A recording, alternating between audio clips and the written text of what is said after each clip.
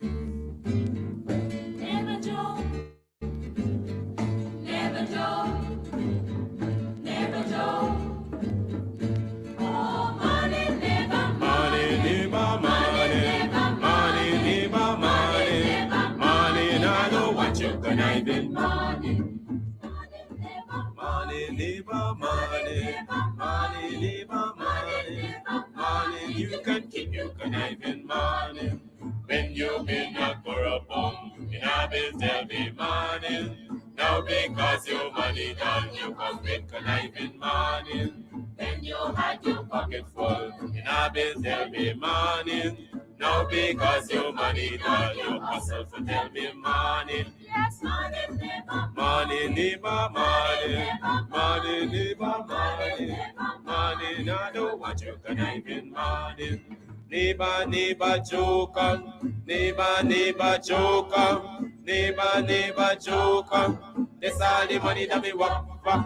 A 2 pound note and a kill that piece. A 2 pound note and a kill that piece. A 2 pound note and a kill that piece. This is all the money that me walk for. I said money neighbor, money neighbor, money, money neighbor, money, money. And I don't want you conniving money.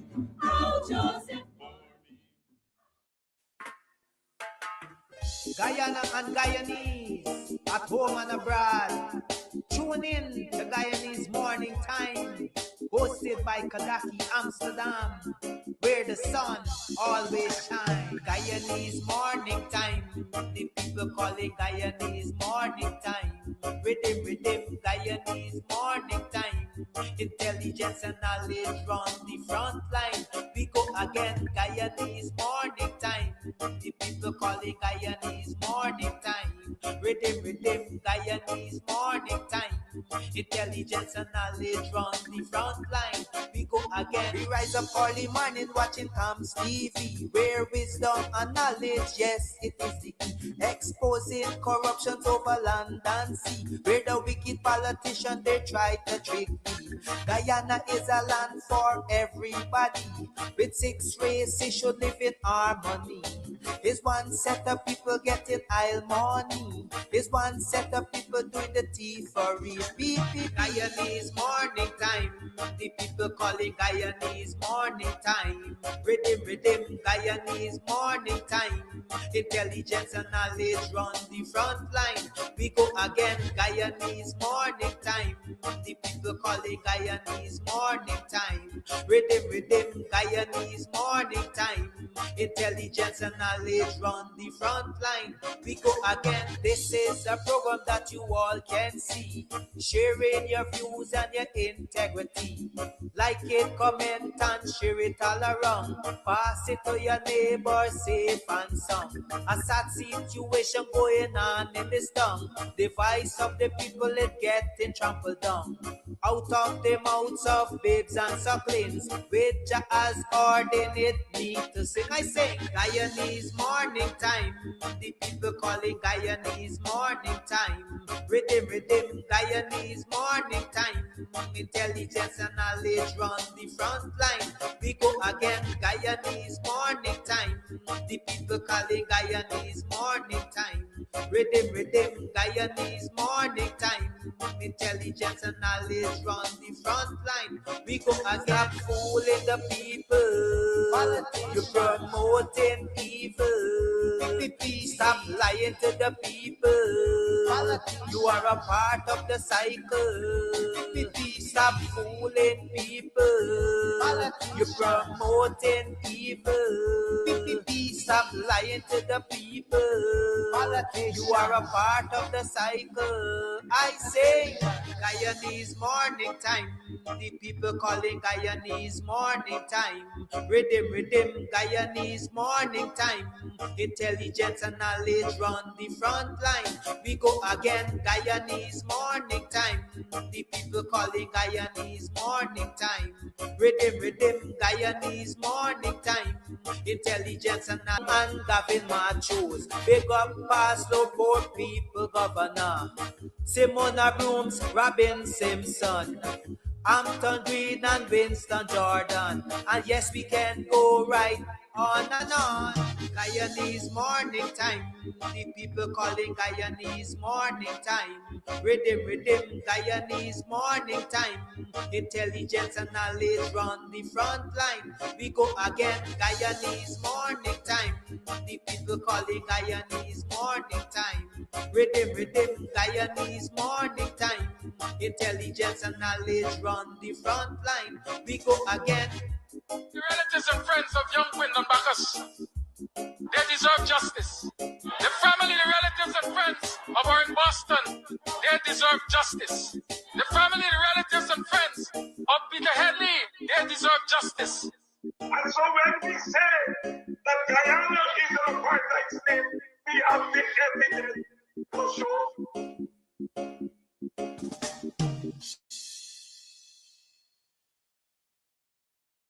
Arriving in the UK from Guyana, the Caribbean, North America, or elsewhere.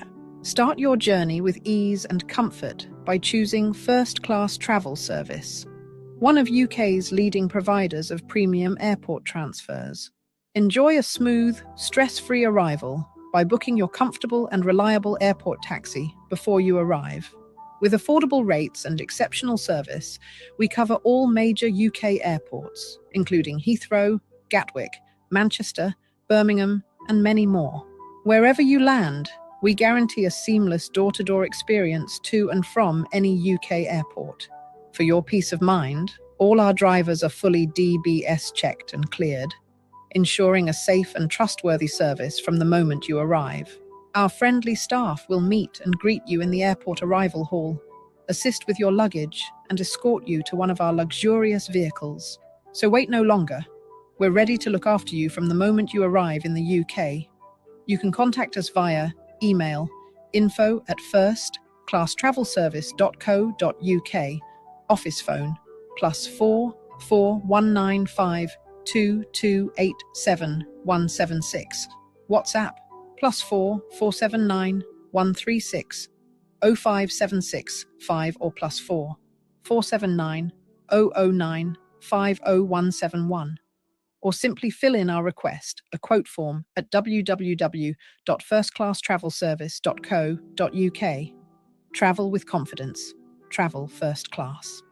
All right, so today we are here at Club Twilight up in Buxton, and we are here to talk about all that's going on up here. Trust me, if you are on the East Coast, you're in Buxton, you're in Tongue, you're looking for a place to get away to, this is the place. The Cutters, mwah.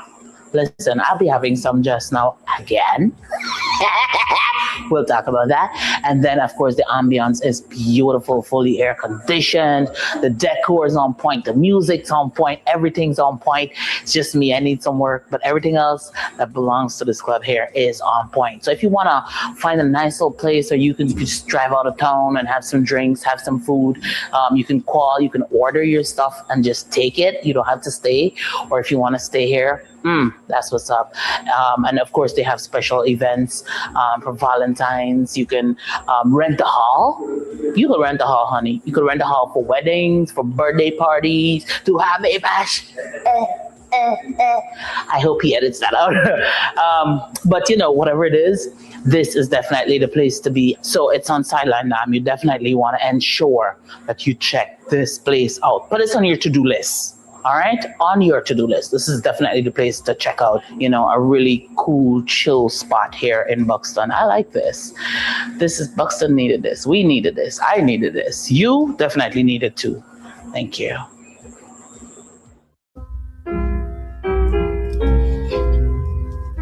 From Park arrival speeds of work to correct our sons. Where children pledge each faithful heart to guard Guyana's lands, to foil the shock of rude invaders who violate our earth, to cherish and defend forever the state that gave them birth.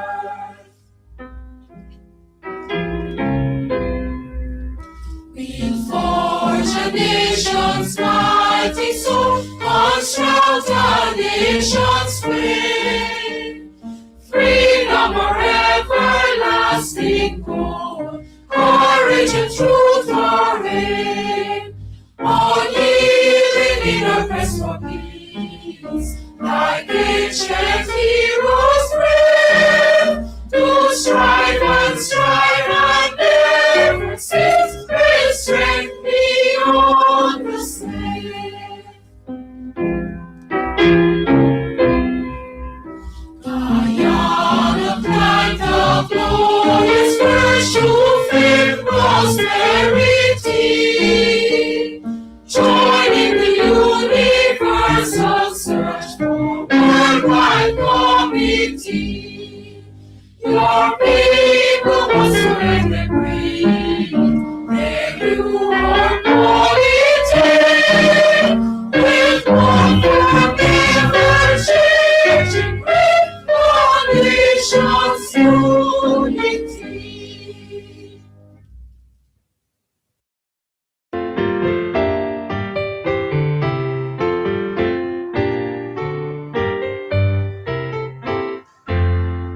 Marching towards the shining future, courage high, the past is gone.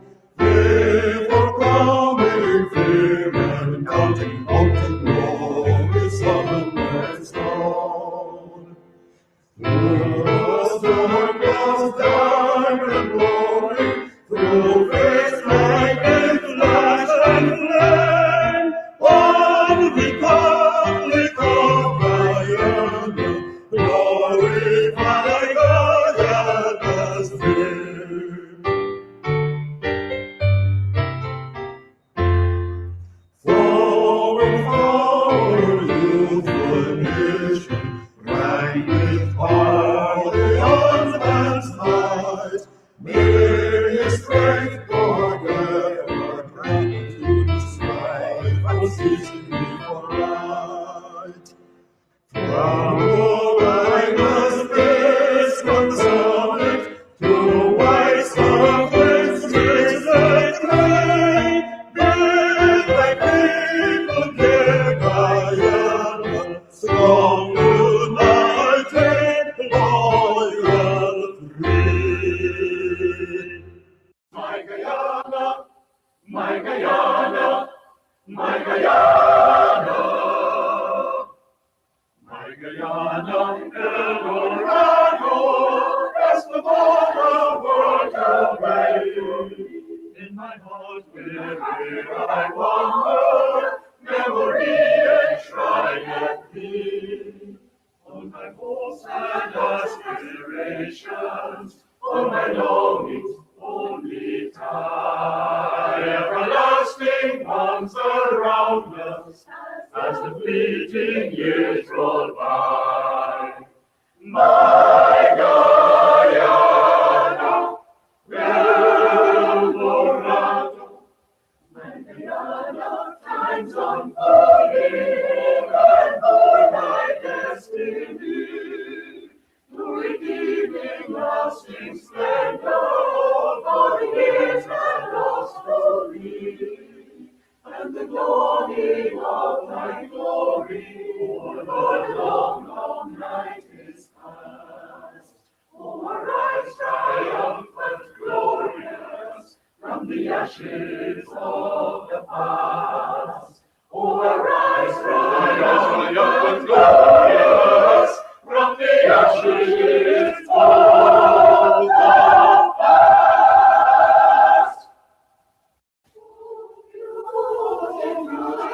Guyana, oh, my lovely native land, more dear to me than all the world I see washed on this strand. Pour down upon the borders, looking out upon the deep, the great Atlantic flowed into a fury. For a sea, at morn, at noon, or entering the crimson sunset's glow, I love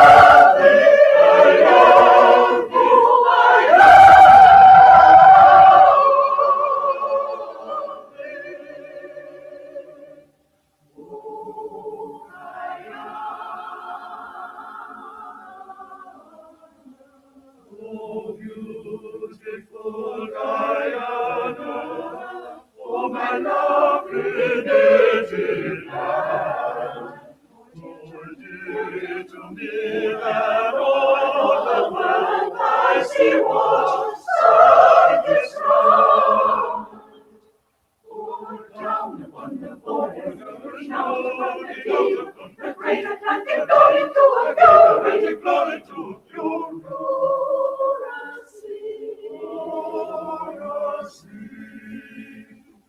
the sea, as old and new, or better in the presence as though I love thee, I love thee,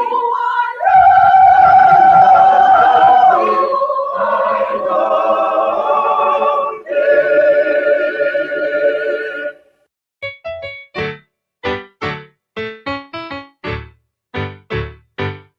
Guyana, I want to serve my country.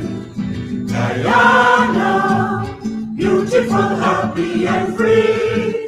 Guyana, let's cooperate with our government to help develop Guyana the free. Together, my comrades, we'll build our new Guyana, a country where all have equal opportunity.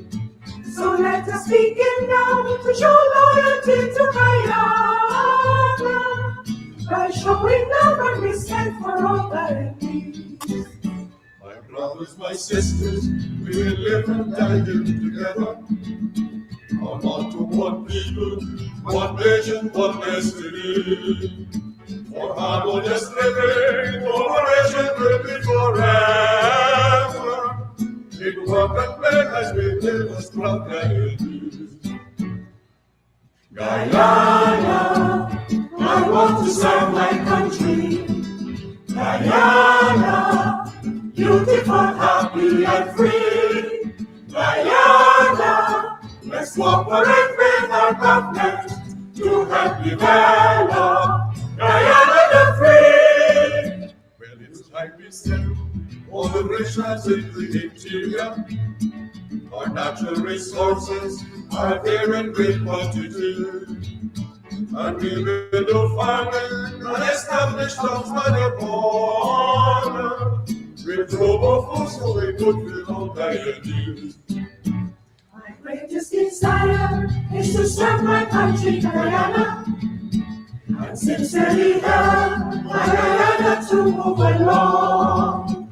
Our government asks us, and we study hard and we learn the things that will help Guyana to become strong.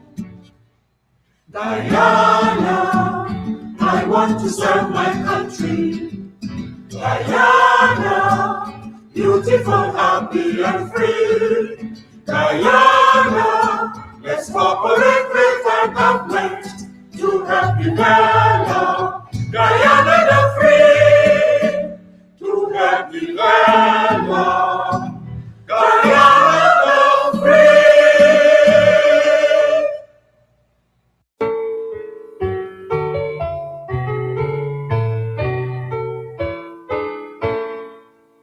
We hail the Guyana, our country of home. Of course you will enter your wondrous land. The mountains of Parliament, all with beauty crowned, will always make it a merry wherever we roam. We sing of Guyana in village and town. We pledge our allegiance as onward we go.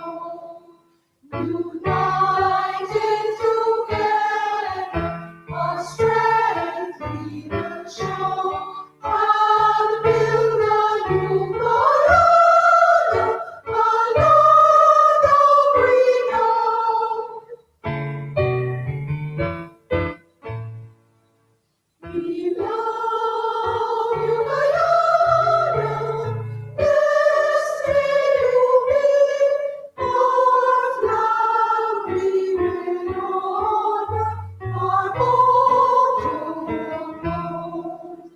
Inspired by our leaders, our destiny will grow.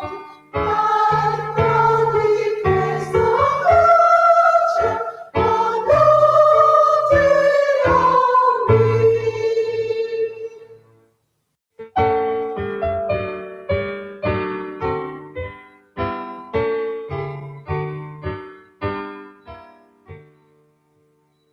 with humble hearts and heads held down, we dance for each new day of toil. We bow before thy golden Lord, the children of Guyana's song. Great is the task that thou hast given, thy will to show, thy truth to find, to tell ourselves that we are one in thy great universe of light. Roots not in wind, we strike the hill, and over Guyana great and great, a land of glory and of hope, a land of love and unity. O children of Guyana, rise, rise up and sing with happy tears, and bless the land that gave you birth, and vow to serve her through the years.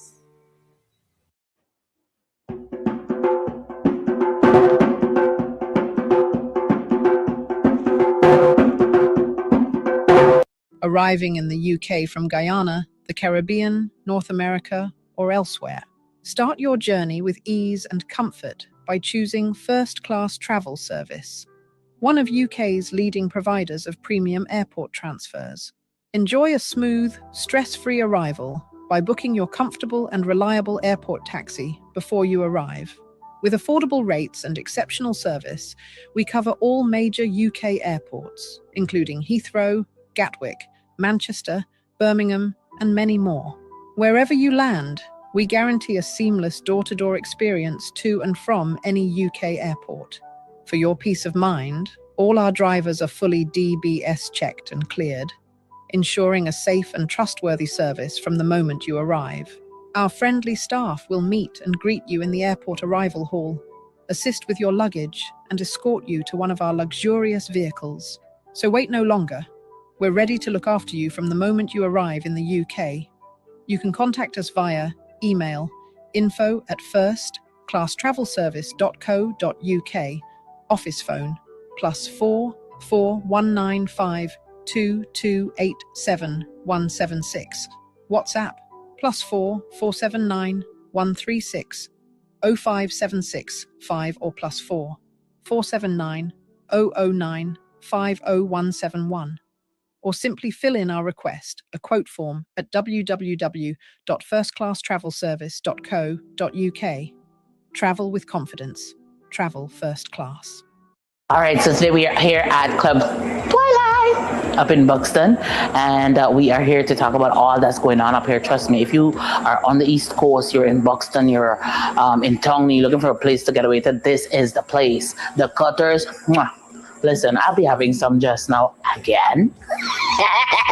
We'll talk about that. And then, of course, the ambience is beautiful, fully air conditioned.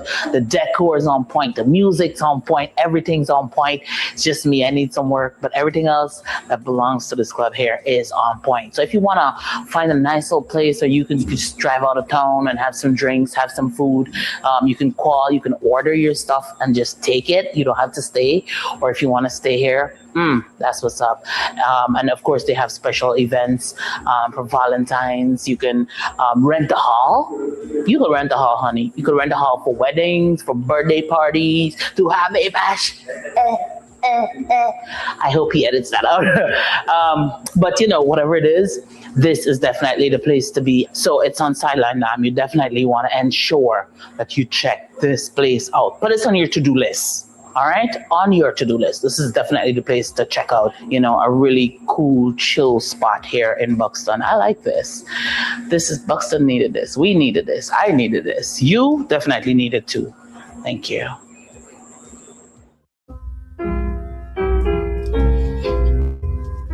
From Pacarina streets of birth to Coretis the sons, where children pledge each faithful life to guard Guyana's lands, to foil the shock of rude invaders who violate our earth, to cherish and defend forever the state that gave them birth. We forge a nation's mighty soul, construct a nation's frame. Freedom or everlasting goal, courage and truth our aim. Unyielding in our quest for peace, like ancient heroes brave, to strive and never cease, with strength beyond the slave. Guyana plant the glorious first to faith prosperity, joining the universal search for worldwide community. Your people must surrender breathe, then you are polity, with one forever changing great nation's unity.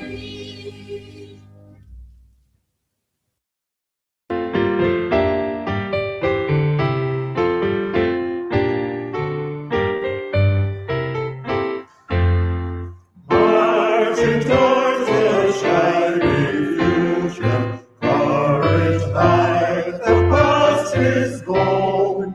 Live for coming fear and counting mountain glory, sun and stone.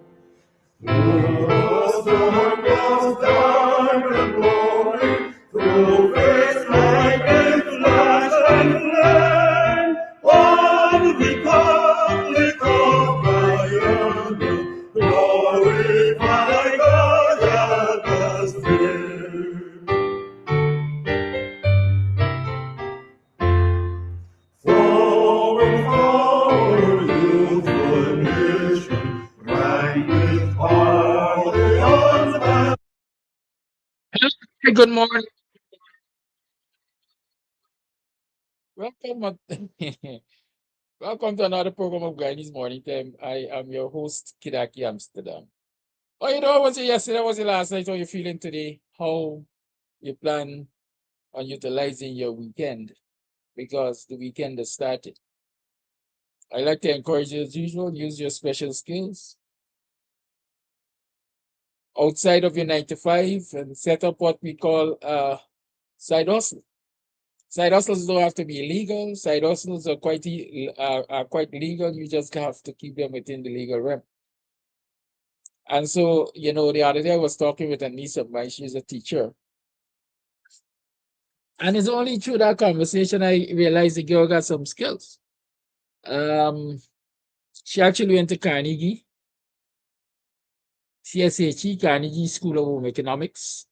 And so she is a pastry chef and all of that. And I never knew. And so most times I need pastries and so on. I would generally order my pastries, from persons I am okay with. I never knew my niece was a pastry maker. And so it's good sometimes to spend that minute and have conversations with those around you. And then you get to learn things that you thought you knew. I thought the girl just used to teach, but the girl, she's a pastry maker. So if you want pastries, chicken puff and so on, and cheese roll and so on and so forth, you could give my niece a little hustle, right? Because that is her side hustle. Her main hustle is teaching. She's a teacher. And so, like I encourage everybody else, don't rely only on one source of income. You have to continue to rely on several sources of income, because when one is not kicking, the other might chip in just to keep you afloat. Good? So always keep that in mind. Your talents are not for decoration. Your certificates are not just for a wall, but the knowledge that you gained acquiring those certificates, you should be using to empower yourselves. You should be using that knowledge to empower yourselves. And so those of you who will utilize your skills, your talents over the weekend to create that second stream, congratulations. Continue doing what you're doing. Share the live, call a friend, tell a friend that we're on. And this morning we have guests. We have two guests. And both of them are important, because one will be discussing the publication of Moses Bagwan's Enter the Political Kingdom, a Guyanese political memoir. Bagwan, for those of you who don't know, or those of you who can remember, was a leading member of the Working People's Alliance, right? In its heydays, was a leading member of the Working People's Alliance, and he did his fair share of struggle for this country. And so he now resides in the United States of America. And like we would always encourage, it is good when you have what I call documented history from these stalwarts, these people who helped to shape the political landscape of Ghana, right? It is always good to have them write their stories so that the next generations can benefit from those stories. Good. And so we're going to have Kofi Kwana. Kofi Kwana is going to be with us from about 8:30, and we will be talking about the significance of this publication, Enter the Political Kingdom by Moses Bagwan. Orgiana Thomas is supposed to be here, and with Orgiana, we are going to talk about what Guyana looks like. What Guyana looks like for people looking like me and people looking like you. Because she has had what I consider a dreadful experience,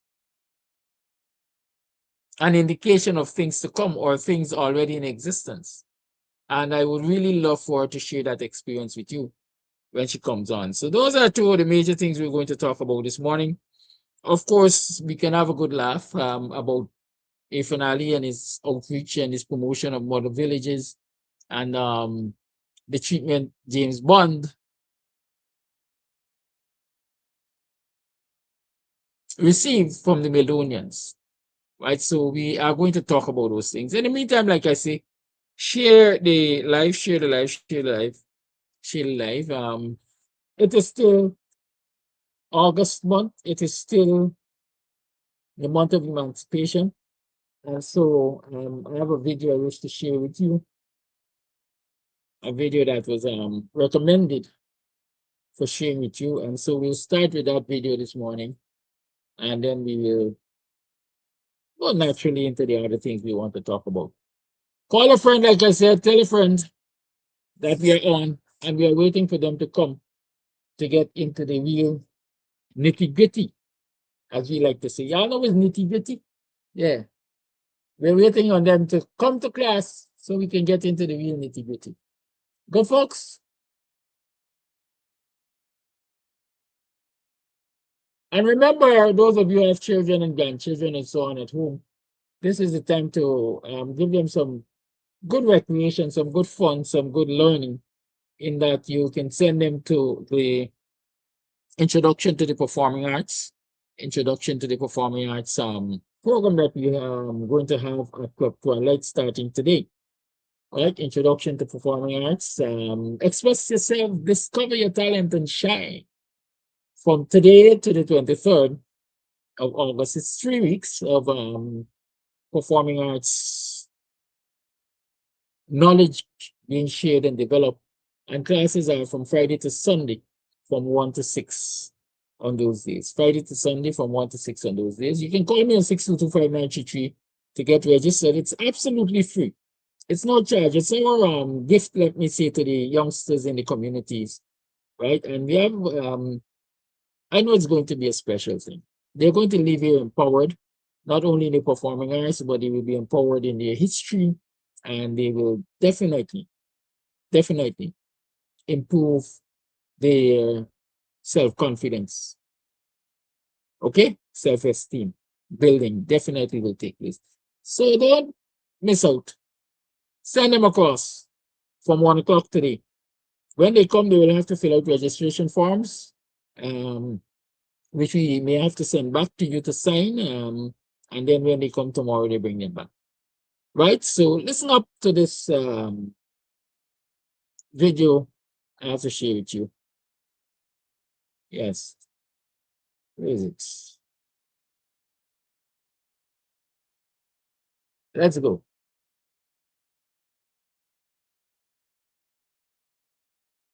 The top 12 or so richest countries in the world by GDP. You have America on top with $28 trillion GDP, China second with 18 trillion, and then you have a huge gap onto third Germany, fourth Japan, fifth India. Trinidad and Tobago is 115th, all right? But when you look at it from the point of view of GDP per capita, as in you divide the magnitude of the economy by the number of people in the population, Trinidad and Tobago shoots from 115 down there all the way up to 59th.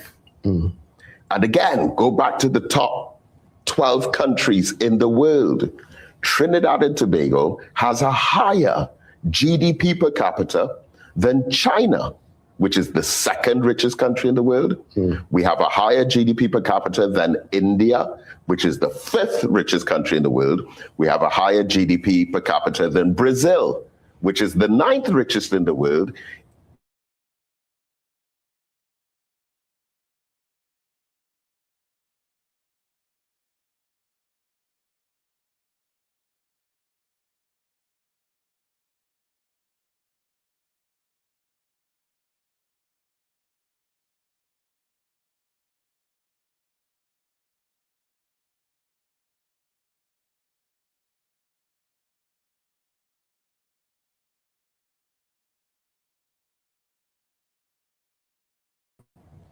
With a $1.6 trillion spending capacity. Look at the top 12 or so richest countries in the world by GDP. You have America on top with $28 trillion GDP, China second with 18 trillion, and then you have a huge gap onto third Germany, fourth Japan, fifth India. Trinidad and Tobago is 115th, all right? But when you look at it from the point of view of GDP per capita, as in you divide the magnitude of the economy by the number of people in the population, Trinidad and Tobago shoots from 115 down there all the way up to 59th. And again, go back to the top 12 countries in the world. Trinidad and Tobago has a higher GDP per capita than China, which is the second richest country in the world. We have a higher GDP per capita than India, which is the fifth richest country in the world. We have a higher GDP per capita than Brazil, which is the ninth richest in the world, Indonesia, which is 11th, and Mexico, which is 12th. So wait a minute, we're 115th in the world, but when it comes to how much wealth each individual should be in command of, we shoot right back up to the top. Now think about this, 15th in the world is Spain. Spain's GDP is 1.6 trillion. You know what other entity is equal, level with Spain? Black America. with a $1.6 trillion spending capacity. So the Black community in America should be as rich as the entire country of Spain. But let's bring it right back to Trinidad and Tobago. Our GDP is approximately 28 billion US dollars. Now, when you again do all the calculations, it comes down to $10,500 per person in TT dollars. We live in a country where more than half of the population make approximately less than 1/3 of that, which means that you look at Trinidad and Tobago, on the surface, it is a very rich country.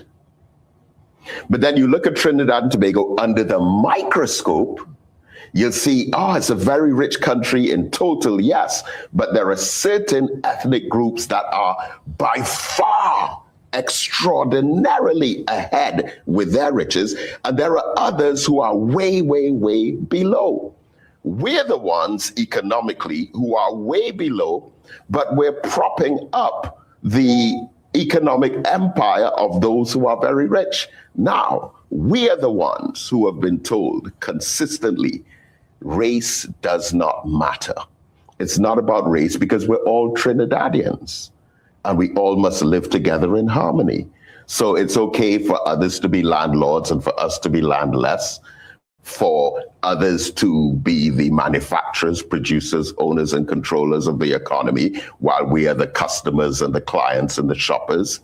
And we have largely accepted that narrative, largely because it has been pushed on us by our politicians who have never, ever, except on these occasional moments around late July or early August when you make these statements around Emancipation Day, where you talk about Black empowerment.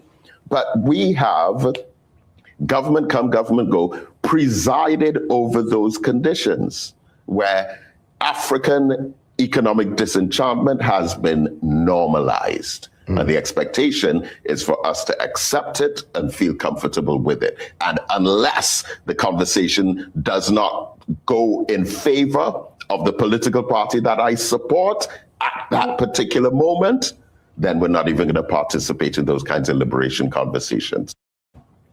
Look at the top 12 or so richest countries in the world by GDP. You have America on top with $28 trillion GDP, China second with 18 trillion. And then you have a huge gap onto third, Germany, fourth, Japan, fifth, India. Trinidad and Tobago is 115th, all right? But when you look at it from the point of view of GDP per capita. Did you see Guyana in that discussion?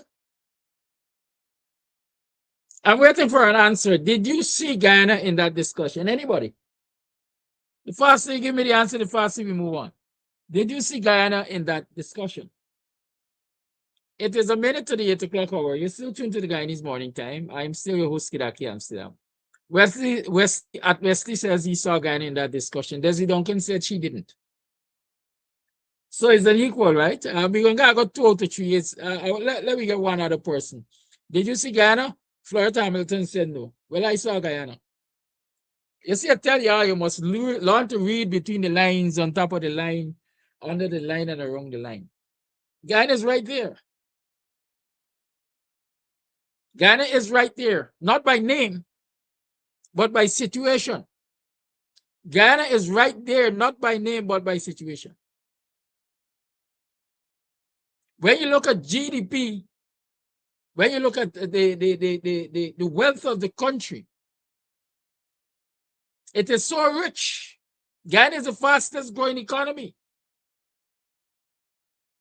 If you look at GDP per capita, and I like to talk about capita income, because if you divide all the wealth that is coming to this country by its population, you will realize that each citizen will be entitled to so much money per person, per household, per individual. But when you compare that per capita income to your actual income, you see a major disparity. which you see a major disparity. And so while it's being projected in the world that Guyana is so rich and Guyanese ought to be so rich, when you look at Guyana, a 1% controls all of the wealth. A 1%, and sometimes a 1% of a 1% controls all of the wealth.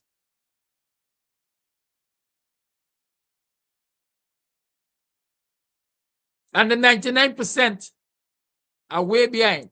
We talk about a country that got 48 or 58%, 48% poverty, 38% or thereabout living in abject poverty, but yet we are the fastest growing economy. And that is the same scenario being described here. Right? That is the same scenario being described here. And so you don't have to be called by name, you can be identified by situation. And that is what that video is doing for us. Pointing out to us that despite we hear about the fastest growing economy and so much income per capita, I wonder what is the income per capita for Guyana right now. I mean, I can Google it and get it. Right?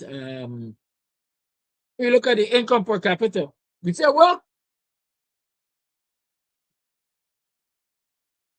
but we ain't getting there.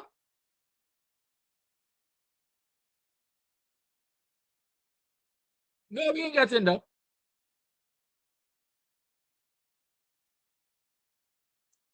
Guyana's nominal GDP per capita is estimated at approximately $33,170 for 2026. Driven by massive offshore oil production, when adjusted for purchasing power parity, the per capita figure reaches roughly $95,480.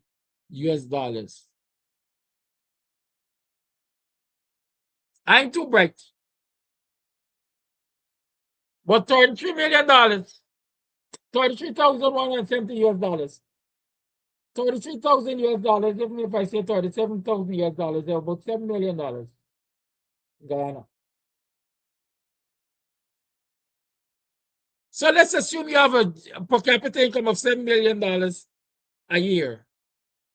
Guyana. Show me, any one of you, show me where your income, the income of an ordinary rank and file public servant, gets to $7 million a year.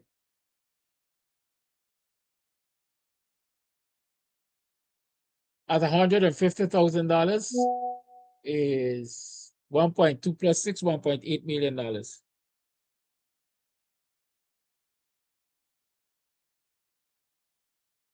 So Guyana is projected as so rich, the people can earn as much or are entitled to $33,000 per year. But in actuality, they earn less than $3 million a year. Pamela Roberts Benjamin, yes, the GDP indicators have numerous limitations. Yes, we know they have limitations. But how much disparity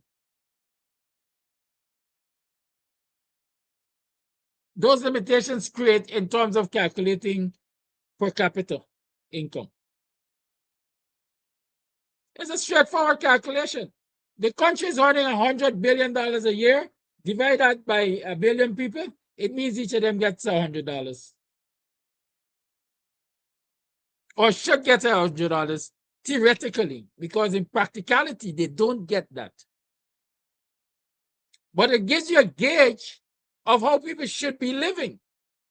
And that Guyanese should not be living in abject poverty, given this level of income that's coming to the country.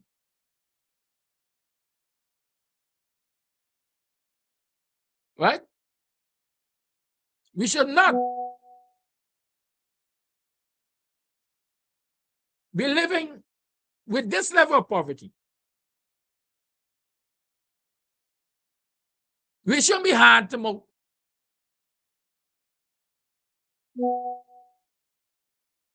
So I see Mr. John is saying, in spite of the limitations per capita, GDP is still used internationally to compare across countries. Right? So, Guyana is in that story, and I want you to pay attention to it. That story also tells of particular groups of people being left way behind. In case you don't recognize yourself in that story, I'm telling you, you're in that story. You're among those who are left way behind when it comes to sharing the wealth of this country. I think I saw a report published the other day, and I think Mr. Jordan mentioned it yesterday, I think. The trillions of dollars that the PPP gave out to its supporters, a particular group of people, in contracts in the first 6 months of this year, I think, compared to people looking like you and people looking like me.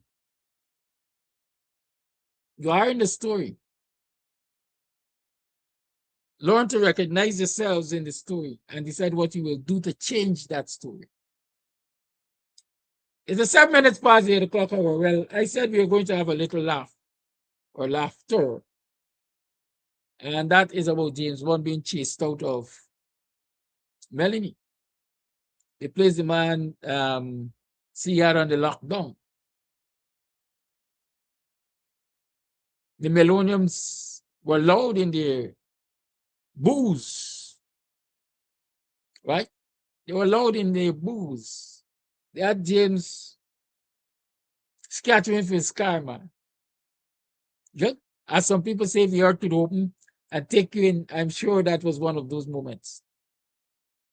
But that wasn't the hallmark for me of yesterday's outreach by Efren Ali and Melanie.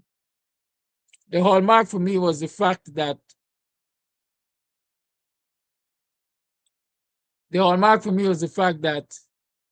here is a man saying that he's so loved by the people,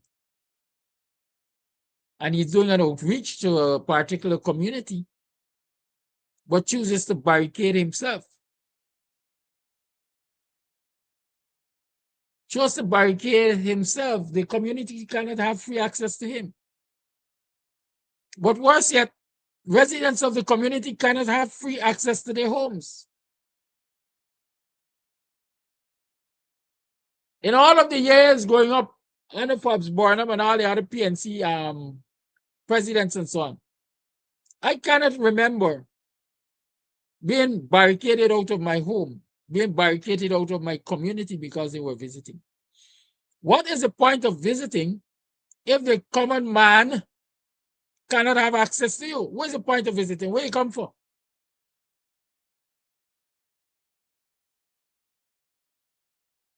Huh? Y'all talk to me. Where you come from? If the ordinary man and woman, the ordinary citizens of the country can't have access to you to discuss what their problems are or share their ideas with you, what we come from? Where you come from? Just to say that you came? It would appear as though Ali went to Melanie to talk about his model village, but didn't want the people living in the village of Melanie to be part of that discussion. Didn't want the people's representatives to be part of that discussion. I see it as quite distressing, quite dictatorial for any head of state to visit a community and take the advantage, I would say, of locking residents out of their communities, because that is what happened yesterday. And that is what we must recognize. And the same thing is happening where Indar lives. Like last weekend or whenever the police shut down the entire street just to, quote unquote, protect Indar from protesters. Just to prevent protesters going to where Indar lives to protest him. Where's the democracy in all of that? Where's the democracy in all of that? And you ask the PPP and the dragoons, they will tell you PPP was responsible for the return of democracy in 1992. Where? Had it not been for Desmondite's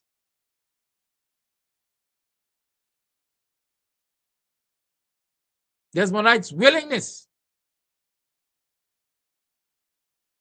what democracy the PPP could return? And worse yet, having quote unquote been returned to democracy, the PPP immediately got to destroying that democracy. And so today we are seeing more and more dictatorial tendencies and behavior. That's what we're seeing. But it's unpleasant. Nobody wants to accept it. Nobody wants to accept it. Nobody wants to confront it. Nobody wants to talk about it because what?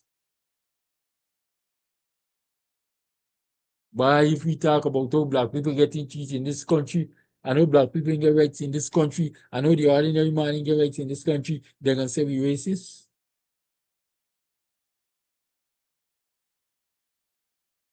I'd rather be racist than live in dictatorship. I'd rather be called a racist than live in dictatorship.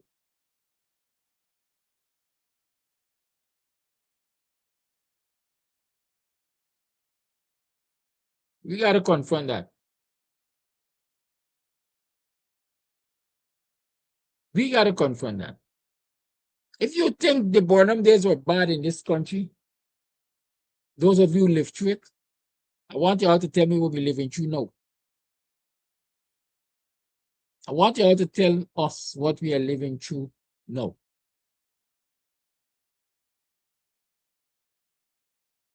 Ali was critical of Cuba. Ali uttered statements on the Cuban situation back in the US, saying that there must be a change in Cuba. But while Ali is saying there must be a change in Cuba, Ali is leading us in the directions of Cuba.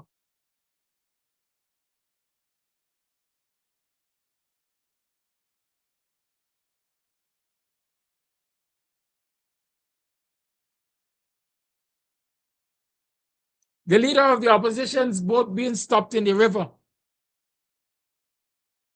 and then being told to go back to Puerto Rico by the Coast Guard of Guyana, simply in the interest, again, of protecting representatives of the government from protest. Protest is our democratic right. Freedom of movement is our democratic right.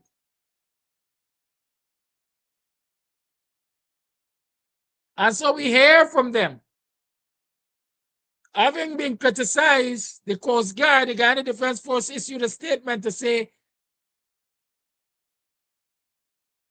it was a regular enforcement check and the captain didn't have his necessary documents. And that is why the boat was turned back. While people who use the river frequently tell you that in most instances, or what they have become accustomed to, yes, is a check, but not that detailed check and check on documents and enforcing this and that and the other and the next. It's a simple report to say, well, this is the captain, these are so many passengers on the vessel, etc., etc. But suddenly, the Guyana Defense Force Coast Guard floating platform, the ranks there, woke up and realized that they are really supposed to enforce the laws and ensure that every document, every I is dotted and every T is crossed for people using the river. What about them little Amerindians, the indigenous people who will use the river with a little ballyhoo and so on and so forth? What checks do they have to go through? I'm just asking. And what happens when they turn up that the man with the egg beaters, we call it, is not a licensed captain, but he's a peasant getting about his business. Huh? When professionals have to contort themselves to please a dictatorial government, we have problems. We have problems. Because these ranks know to themselves. And the only thing they were enforcing were the instructions given to them that by all means necessary ensure Muhammad doesn't pass to get to where we are to protest us. I say that and I stand by it. Guyanese, you have to recognize yourselves in these stories. Even if your name and call, you must be able to recognize your situation.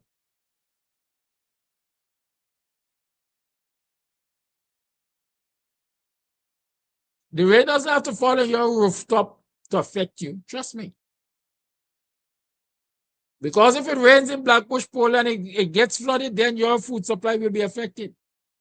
Pay attention to where the rain is falling and pay attention to the eventual impact of the rain.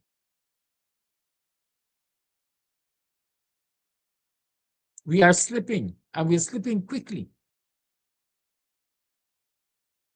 This country must see the mother of all protests to bring the PPP to their senses.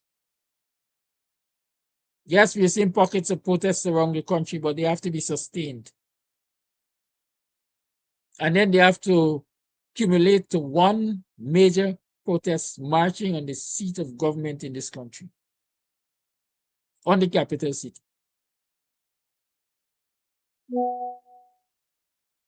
It's Free Talk Friday.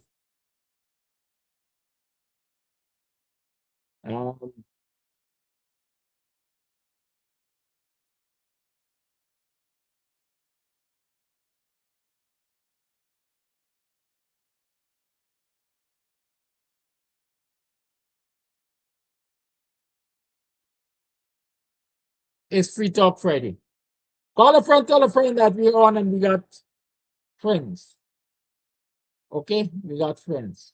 Our friends will be detailing for us at least one of our friends will detail for us a very worrying situation in this country. Mayor did say that you got to be careful you don't become beggars and second-class citizens in your own country. Right? When Archie's asking if you're taking a flight in, when Archie, you have to ask if he's permitted to take a flight in. Because again, it appears as though all of the airlines have been instructed. They have been instructed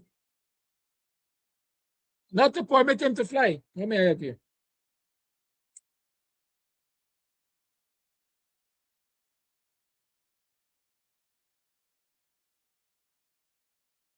Okay, well, you have to call back. Sorry.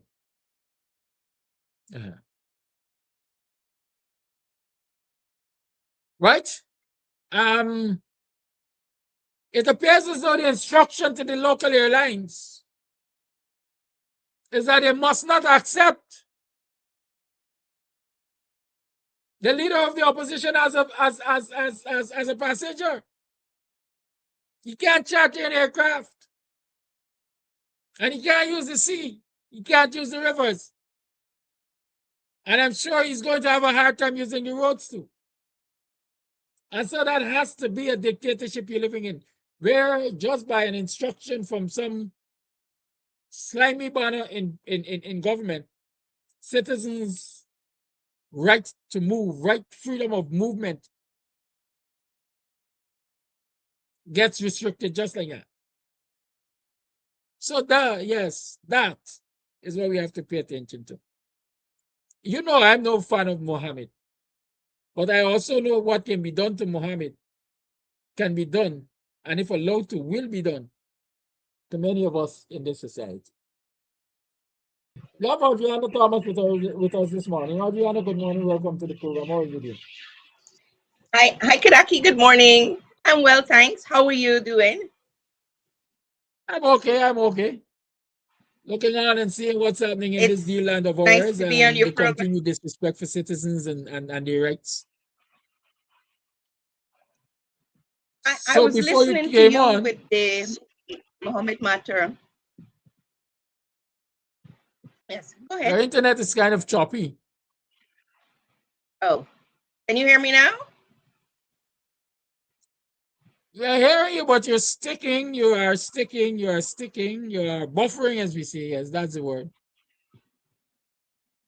All right. Well, I am. I'm hoping that um, it's not deliberate interference.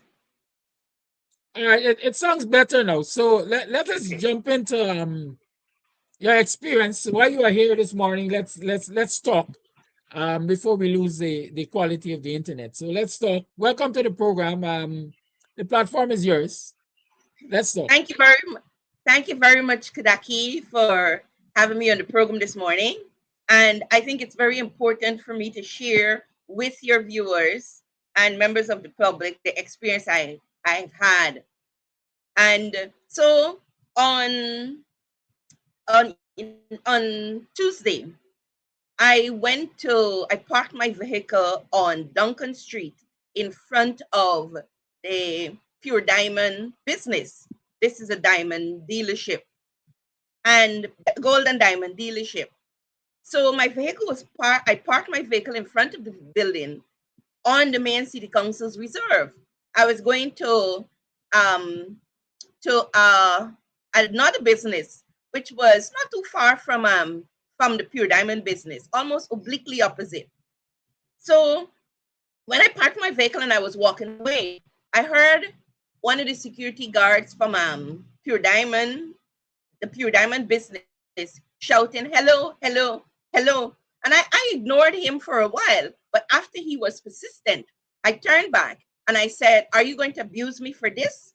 Are you going to abuse me for this?" Meaning that, are you going to abuse me for parking here? I said, "This is the mayor and city council's reserve." Anyway, I left and I went to the other business, the business I was going to.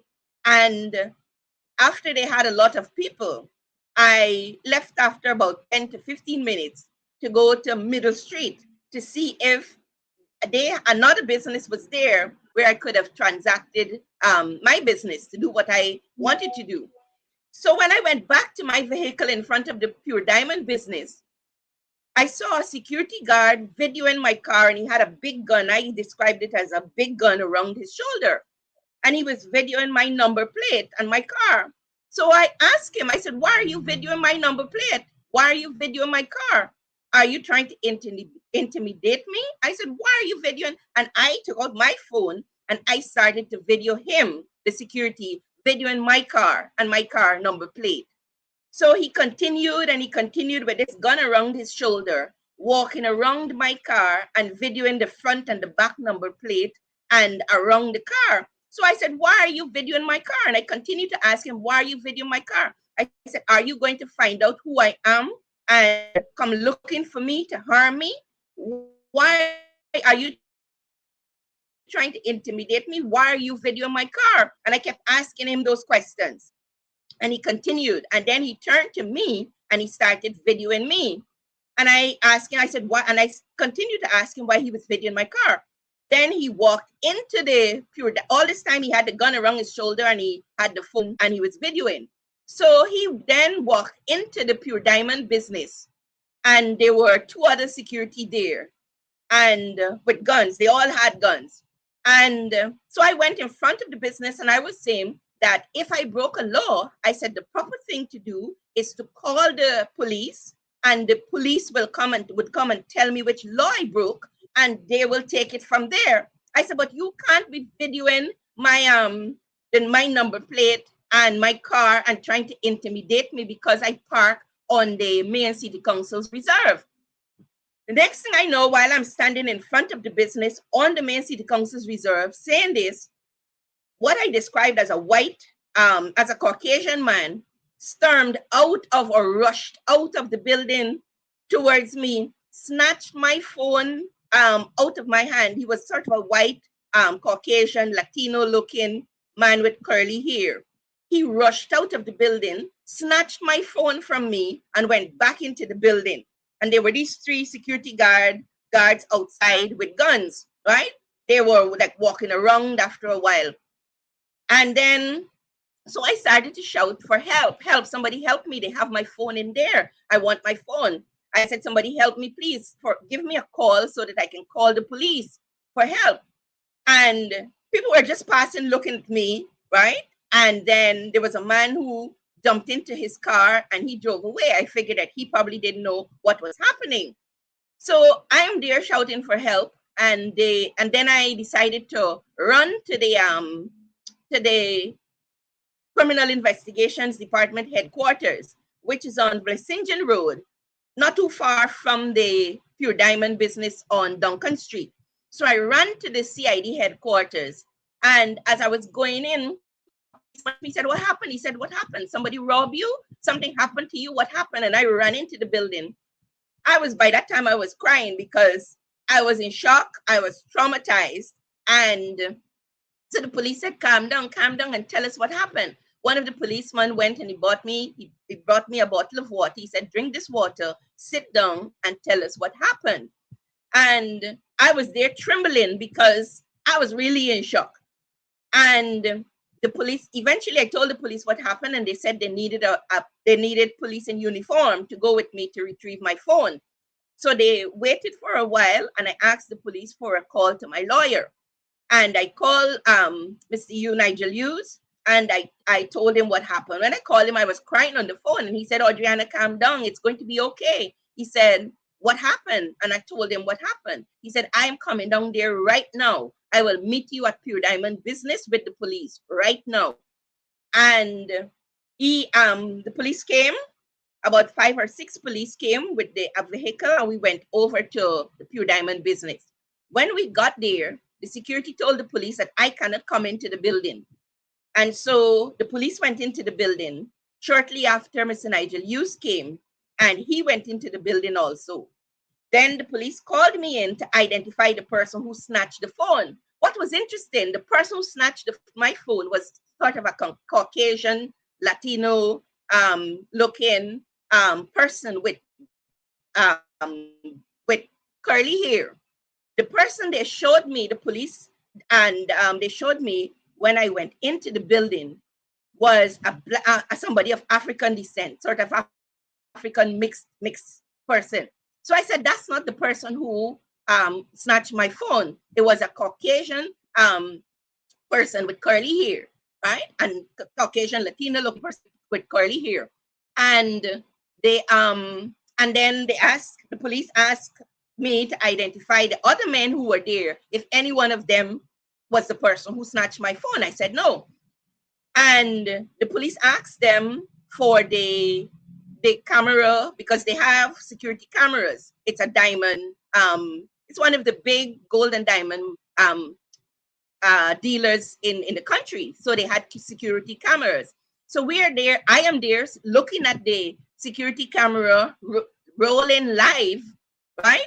The live footage. And the police asked them for the footage from in the morning when the incident occurred. And they said they didn't have the footage. And we are looking at the cameras recording the footage live. I was looking at it. The police and Mr. Hughes was also seeing it. So then the police said, who else is in the building? And they said that the police asked who else was in the building. And they told the police that they needed a search warrant to search the building. The police said, we're not searching the building. We're conducting an investigation. And based on this, the complaint that this woman made. And then they said that the police said, where is the boss? And they gave the police a number and a name. And the police called the number, and the number rang out. Anyway, when we went out of the building, the police gave me my phone and told me to see if the video was on my phone. So when they snatched my phone, they deleted my video. So I told the police the video is deleted from the phone. The police checked the trash on my phone, and they said it's deleted from the trash also. And then the police said we had to go to the Kitty police station to make a report. So I went to the Kitty police station along with Mr. Hughes, and I made a report, and I give my statement. The afternoon, so I was there for a long time because I had to wait a while to give the statement. By the afternoon, an one of the guards of African descent came to the police station and told the police that he was the person who snatched my phone. What it means, Kadaki, is that they were willing to take the rap for whoever it was that snatched the phone from me. So I told the police that it wasn't a black person that snatched my phone. It wasn't somebody of African descent. It was a white, Caucasian, Latino-looking person with curly hair that snatched my phone. So this, the black security was willing to take the rap for whoever snatched my phone. Anyway, I went back to the CID office yesterday for them to continue their investigation. And then but my lawyer and I, we did our own investigations, and we found out who the person is that snatched my phone. And we provided that information to the police. But it explains why the security is willing to take the rap for the person, because the person is very senior, is a very senior person. I would say a very, very senior person in the Pure Diamond business. And so I'm saying to the police, the Ghana police force, that do not come with a charge of simple larceny, because it was not simple larceny, it was robbery. And it's because simple larceny is where somebody takes something from you, take your property, something of value, and they intended to keep it permanently. Robbery is larceny with assault. He snatched the phone out of my hand, and also with threat or with intimidation. So the intimidation started when the security guard started to video my number plate and my car, and with a gun around his shoulder. And then he started to walk around my car in a very deliberate way, videoing my car. That was intimidation. And then he started to video me when I was asking him the questions, why he was videoing my car, and if it is that he was going to find me and come to harm me. And then the person came out from the building, snatched my phone out of my hand.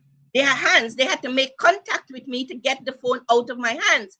That constitutes robbery based on the laws of Guyana. So I'm saying to the Guyana police force, don't come with a charge of simple larceny because it's a big businessman and he has money or whatever, because it is not simple larceny. It is in the case of simple larceny, you don't necessarily have to make contact with the person or face to face. You don't have to come face to face with the victim. In the case of robbery, it requires that face to face contact. It requires it's assault also, and there's the larceny component where he took the phone. So I'm saying to the police, not because he's a big businessman with money that you're going to come with a charge of simple larceny, because robbery is an indictable offense, and robbery, there's no statute of limitations for robbery. So it has to be a robbery charge. In addition to that, Kadaki, I was telling the police, I was saying, I'm going all the way with this. And I told Mr. Hughes, I said, we are going all the way with this case. I said, because I have to stand up. One, it's the right thing to do. He broke the law. Two, it's for my dignity. It's for my dignity. Never in my wildest dream did I think that a businessman was going to walk out of his store, grab my phone out of my hands, and walk back into his building as if it's nobody's business. Is that what we have become as a country? And so, no, we must not accept it. I'm also standing up for every Black woman who, because what he saw out there, all he saw was a Black woman. And he probably thought it was a Black woman who he obviously had to, because people usually take advantage or abuse people who they think are lesser than them, who they think are don't have as much power as they have. And so I have to stand up, because I fight for the rights of other people. If I can't fight for my own rights, Kadaki, how can I fight for the rights of others? So I'm standing up. I'm going all the way with this case. For every woman who is abused by a powerful man, every Black girl, every Black woman, every Amerindian girl, every Amerindian woman who was abused by a powerful man, either a powerful man irrespective of in terms of his status or his position, or powerful in terms of his wealth. And it's every woman, whether they be East Indian or otherwise, I'm standing up. So we're going to and Mr. Hughes wasn't, Mr. Nigel Hughes, he wasn't taking nonsense either. He was there. And the other thing I want to say is that I felt so proud of the police. The police came taking nonsense. They didn't think that, oh, this is a big business. They were not taking nonsense. They said, who else is in this building? And Mr. Hughes was there, and he represented me. He too wasn't taking nonsense. He's not even taking nonsense from the police, because he was there at the station and he asked the police, when will this investigation be over? So I am Kadaki, that's my story. And that is what Guyana has become. It's very unfortunate, because we know a different Guyana where a businessman would have thought 1,000 times maybe before he did something like that. And I wonder too if I'd look differently. I think he just saw me as a Black woman out there. So it was one, I think, because of my ethnicity. He felt that, oh, I'm insignificant, right? Because of the way we are being treated in the country. That's one. And two, I think because I was a woman. And so it was, and oh, let me tell you this. So the morning, the security guard, while they had their guns out there, and they were dehumanizing me. By the afternoon, or when we got to the police station, Mr. Nigel Hughes was there. I was still at the police station. So Mr. Nigel Hughes came back, and and I was still there. So we had to go to see one of the senior officers for me to identify somebody who was there, who was saying to the police that the same security officer who was saying to the police that he was the person who snatched my phone. So when we went into the room, he was already there, and he was sitting. And so when I went into the room, he shifted down, and he invited me to have a seat. And I was telling Mr. Hughes afterwards, I said, look at that. I said, the morning when I was in the street on Duncan Street there, when they were videoing my car and trying to intimidate me, and I'm there shouting for help after the person snatched my phone, they dehumanized me. And by the afternoon, when I was standing there with my lawyer and the police, he was humanizing me and very subdued and humble. And I was sharing it with Mr. Hughes. I said, life is interesting. After I reported to the police and I was going through the process with the law, he's now inviting me to have a seat next to him in the police station. Why didn't he treat me with that same respect when I parked my vehicle in front of the Pure Diamond business on Duncan Street? I had to go to the police to get that respect. I had to be pursuing a case with the police to get that respect. So it means that once he had gotten additional information about me, he treated me differently. But when I was standing there, he didn't know anything about me, just me, a woman, a Black woman standing in front of the place. They dehumanized me. And so, Kadaki, all men were born equal. That's my principle. And we must treat all people as equal. In addition to that, I was part on the Mayor City Council's reserve. And I'm saying women in this country must be respected. Black women in this country must be respected. Black girls in this country must be respected. Amerindian girls in this country must be respected. Amerindian women in this country must be respected. Women in this country must be respected, and by foreign businessmen. And I'll stick with the businessmen because I don't see business women operating like this. So I'm saying to foreign businessmen who are coming into this country, Guyana has laws, and the laws must be respected and obeyed. If somebody parked their vehicle on the Mayor City Council Reserve in front of your business, you don't start videoing their, let your security video their vehicle and try to intimidate them. You don't come out and grab their phones. That is against the law. What you do, you call the police if you are of the view that somebody broke the law, and the police will come and deal with that matter once the person would have broken any law. And Kudaki, also I want to say to members of the public, if ever this should happen to you, because something I did I thought was wise, and I guess because I am familiar with the law, I did not pursue him. Had I pursued him into that building, they would have come up with all sorts of offenses that I would have committed. And today it would have been a different story.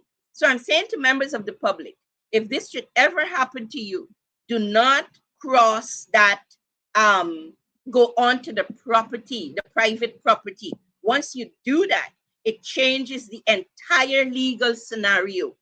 So if it is that somebody snatch your item, you're walking in the streets and they don't have any weapon or instruments that can harm you, maybe you can pursue them and try to retrieve your item if you think that you can do that.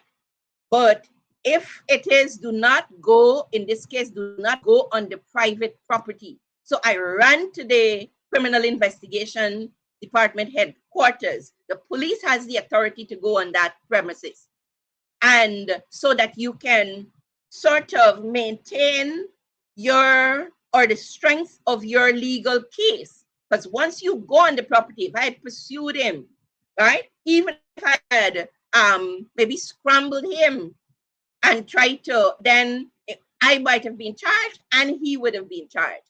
So I'm just saying to you, members of the public, to when these things happen, to be prepared. How would I react?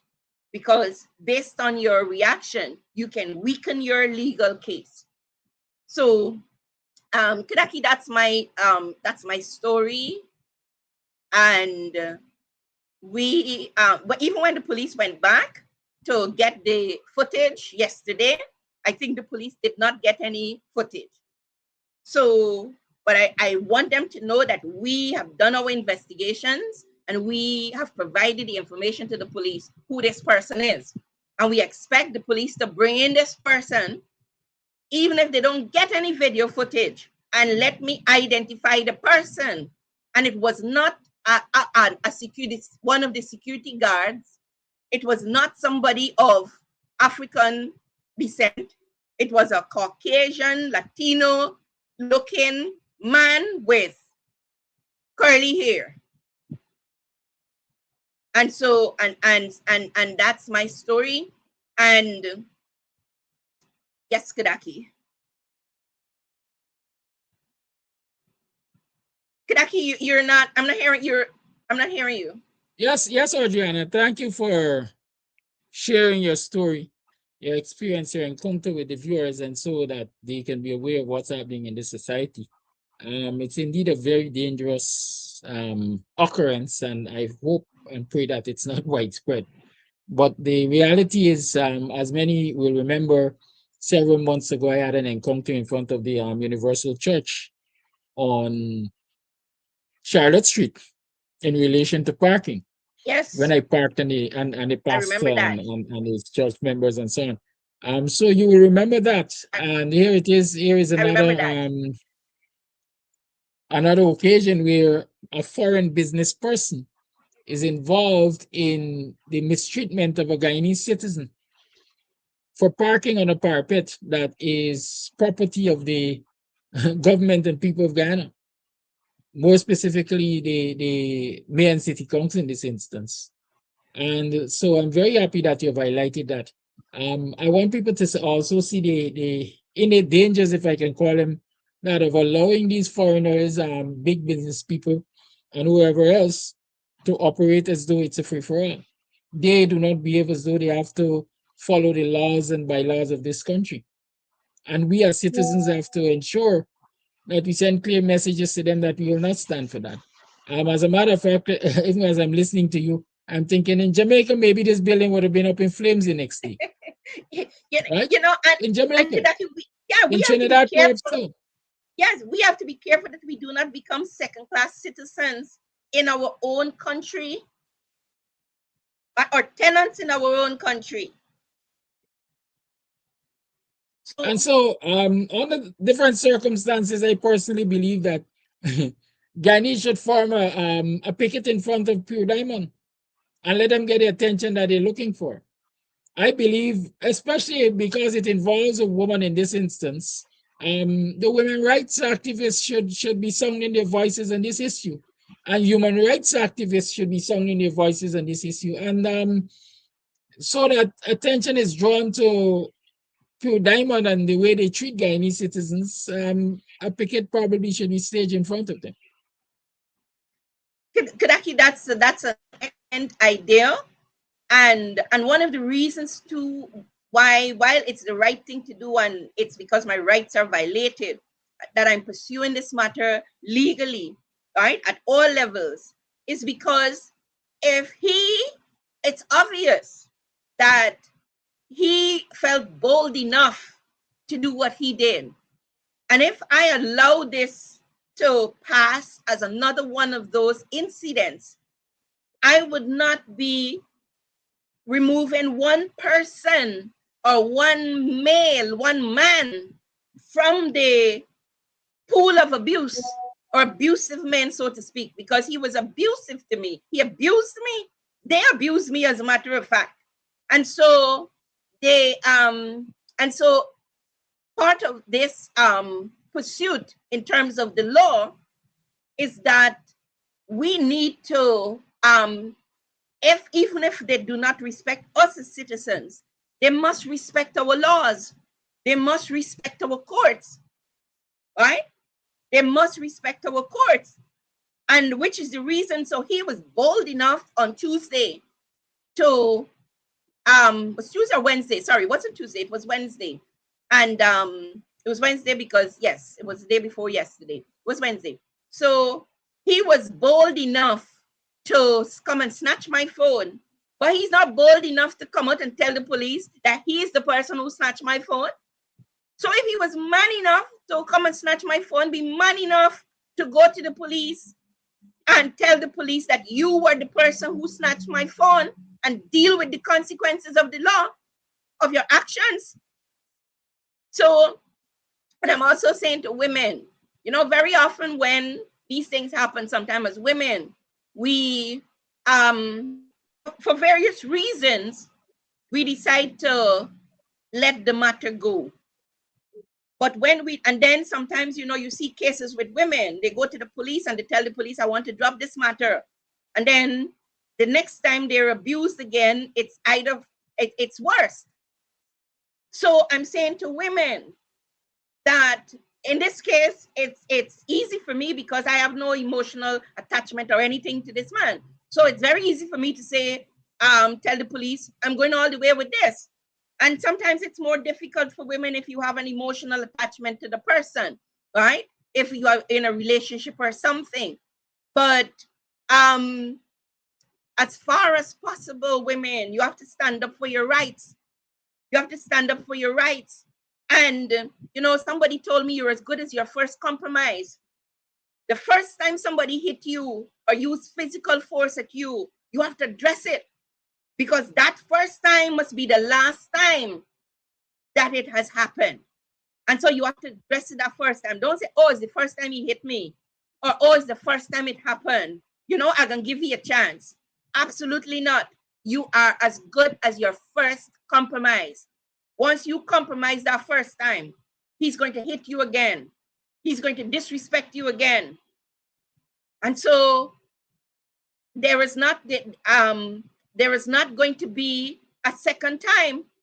Like I said, the security in hours his behavior changed. He was offering me a seat in the police station. This man who was with his gun, who was so powerful the morning, by the afternoon, in front of the police and my lawyer, he was offering me a seat. So, women, we have to, while we're saying yes, the government needs to do more and the Ministry of Human Services need to do more and the police need to do more, we also need to protect ourselves, and we also need to, when I say protect ourselves, yes, I could not have protected myself against him, but I can pursue this case. I can pursue this case all the way to wherever the law takes it. Whatever courses are available to me as it relates to the law, I can use them. And so, women, I'm saying to you, don't let nobody hit you. Don't let anybody abuse you, and you accept it, whether it be verbally, psychologically, and physical abuse. Women, girls, do not accept it.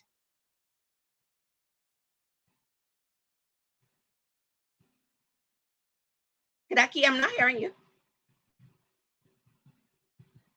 I guess it's my morning to speak to myself. Yes, I was saying thank you. It is 8 minutes to the 9 o'clock hour. Adriana, I know you will continue to pursue this matter, and I wish you every success in it. Any action that you're taking and you want publicized in relation to educating the populace about it, feel free to make contact, and I'll be happy to do that. Okay?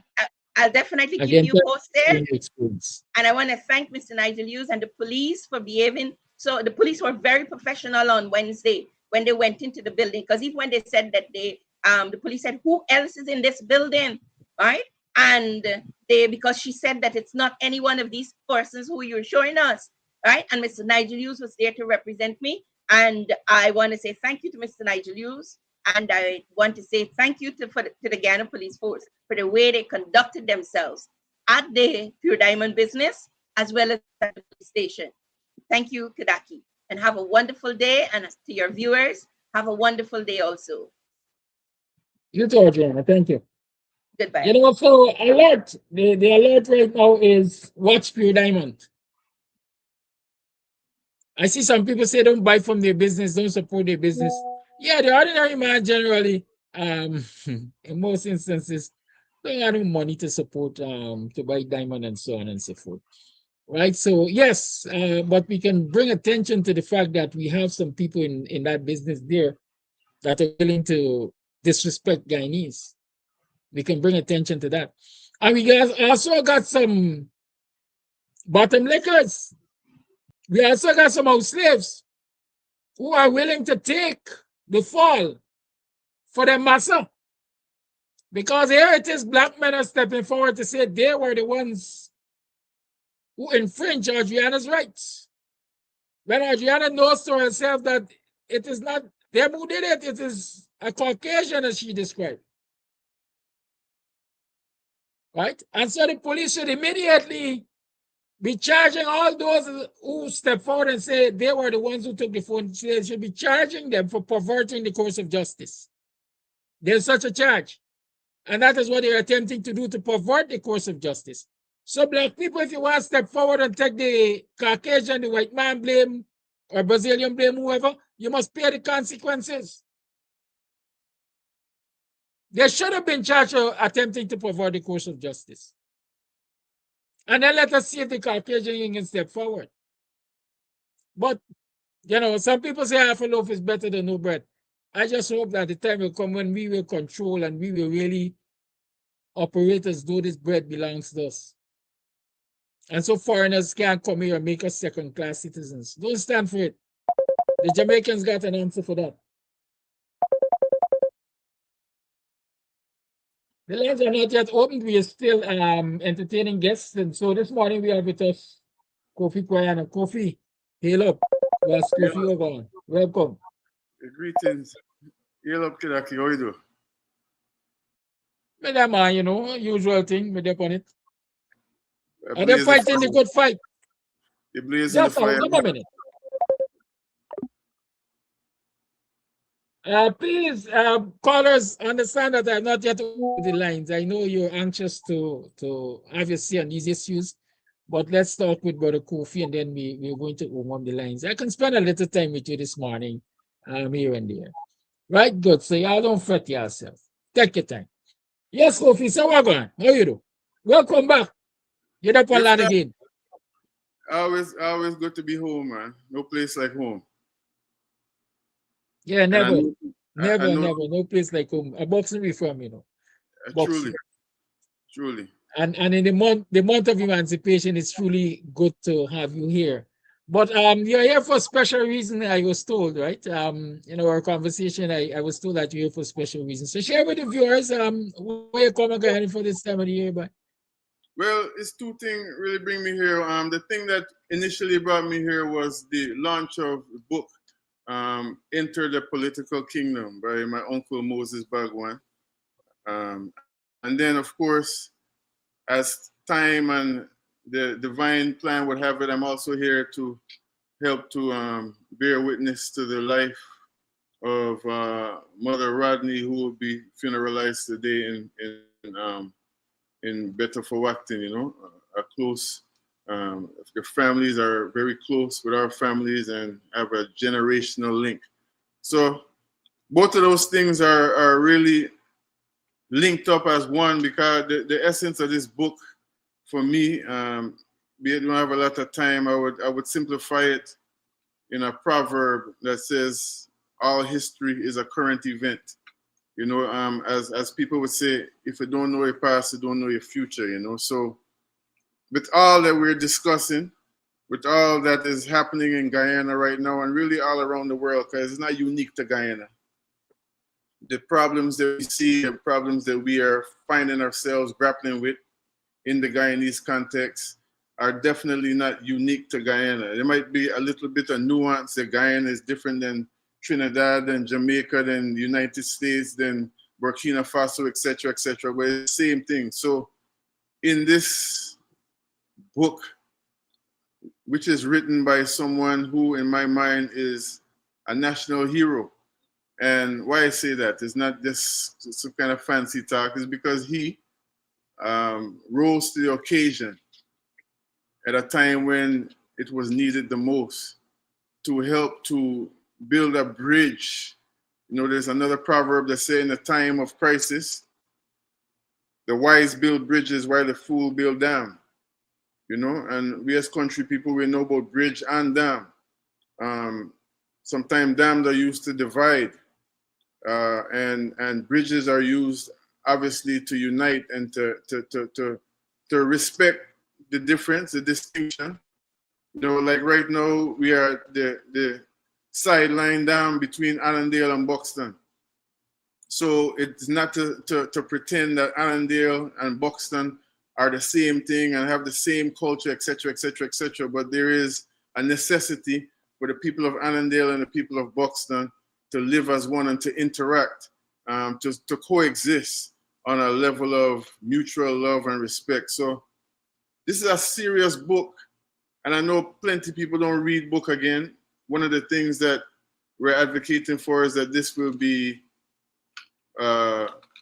converted into an audio book and all them kind of things for the modern knowledge seeker. Most people don't sit down and read a book like this book I have in my hand. You know, even I myself, I haven't even finished reading the book, to be honest with you. However, what is being shared in this book is something that is absolutely fundamental to anyone who is interested in moving Guyana to the level of its potential. You know, sometimes, you know, we have a saying, this time a long time, and sometimes we say that and we just leave it right there.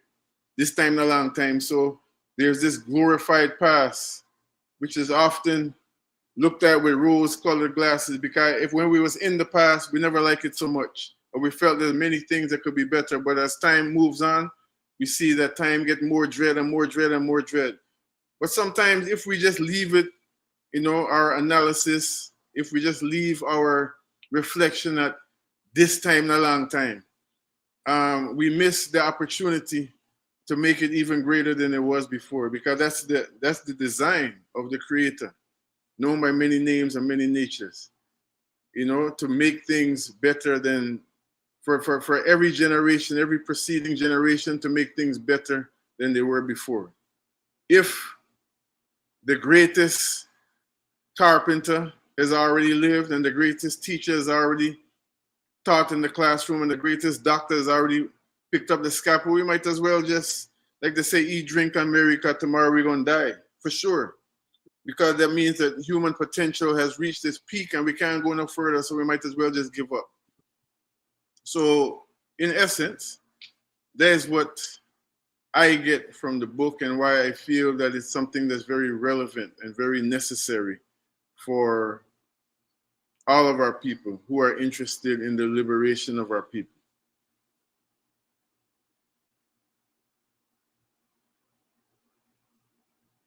Thank you. Thank you. So, I don't know how many persons know who Moses Bagwan is. I can tell you that. I've had the opportunity to mix and mill, as we say, with Moses Bagwan. You refer to him as your Uncle Moses. You got a couple mornings more than me, which means you have had a longer time with Moses. Introduce for the audience, if you would, who Moses is, and what his role has been. You said he rose to an occasion, Yes. right? When it was most needed. So I think, by way of the backstories, we might say, if you would share with the viewers, how you know Moses. Well, I call him my Uncle Moses, just like I call Walter Rodney my uncle, and Rupert Rupnarayan my uncle, and going down the list, Miles Fitzpatrick, just many names that come to my mind right now, because he is still a comrade, a compatriot, a colleague, a co-conspirator, if you will, with my father. And so uncle by nature, by human nature, by political reality, by social reality. He is, in many ways, typical Guyanese. I'm really enjoying the part of the book I really got into, and I'm really enjoying is when he's talking about his childhood. Indo-Guyanese from, I think, born in Berbice, if I'm not mistaken. He spent a lot of time in Berbice. Definitely went to Berbice High School. Somebody who really loved sports and all the things that young people that your brother Nigel and I is of blessed memory are schoolmates, growmates, the type of things that we as young people would love to do. A regular Guyanese person who became aware of the political reality, as many of us do, even if when we're first seeing the light of day, our focus is on sports, and as young men, our focus is on girls, and sports meaning athletics, but also sporting, party, and all them kind of things there. The things that kind of feel good to a young person's undeveloped senses. And he became very active in the political scene. First, of course, joining the PPP, and at one time was a leader in the PYO. But then also, as people grow, they mature, they grow, and their perspective broadens. So you might start off with a trajectory with a focus on just human decency.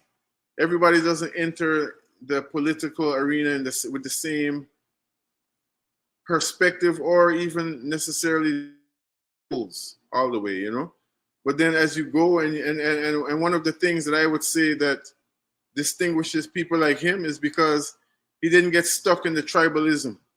He didn't get stuck in, well, I am from this tribe, whether it's a racial tribe or a political tribe, so I'm just, for better or for worse, I'm going to stick with this. People like him, people like my father, evolved over time. And so their integrity, their political integrity, their human integrity allowed them to evolve with the times. So eventually, I'm making a long story short because it's all in the book, and that's a shameless plug. The book is there, and many things other than this book, even they say we're talking about the book right now, but there are many sources. We have people right in our community that are good sources of this history, where we can see the trajectory of people, where we can understand how people grow. But in a secret meeting with my father, I forget the year right now, they both had come to a point where they realized that the racial tensions in Guyana are not only unpleasant, but uncalled for. That genetically modified, you know, like they talk about genetically modified food. This thing, that's why I say all history is a current event. You know, I'm continuing to answer your question, but I must quote Dr. John Henry Clark in his fullness, who also was somebody who, you know, my father knew well, and when he would come to New York, he would call to sit with him. He's a historian of the highest order, and he made a statement that said that the events that transpired 5 minutes ago, 50 years ago, or 5,000 years ago directly impact what will transpire 5 years from now, 5 or 50, 500 years from now. You know, all history is a current event. So we know that divide and rule has always been the colonial way. And it might seem like an oversimplified thing if we're talking about 2026 in Guyana, but it's the same thing. The model is the same thing, divide and rule. You know, Sizzla and Jakira have that song there about, you know, to divide and rule. Y'all know the tune. So they forged a relationship based on the necessity. This is through Askria and IPRA, the Indian People's Revolutionary. I'm not good with the names at all. I forget what the A stand for, but Askria, as many people know, is the African Society for Cultural Relations with Independent Africa. They're really focused on a cultural revolution in Guyana. It's really credited with really setting off a cultural revolution, not only in Guyana, but the Caribbean in terms of the chronology. And so here are people who have given a lot of their lives, their young lives at that point, to the upliftment of their people, and therefore, and by a bigger virtue, the upliftment of Guyanese reality. And they were able to see beyond the racial divide. And they started having meetings. They first met in secret to really plan and talk about the things. And I think that is important to note in this time of social media, in this time where everything is publicized. You know, secret and sacred have a similar tone in terms of the sound of the words, but it also have something that we need to look at again in terms of strategy. Everything doesn't have to be out in the open. In the art of war, Sun Tzu said, let your plans be dark and impenetrable as the night, and when you move, fall like thunder. So they met behind closed doors and started discussing the common issue, the common reality. Long story short, again, after many meetings, after again coming into the public space and enjoying the support, feeling it, putting out feelers. Again, this is a science. This is a model. This is a formula that can still be used to this day and is being used all over the world to this day to make a change, right?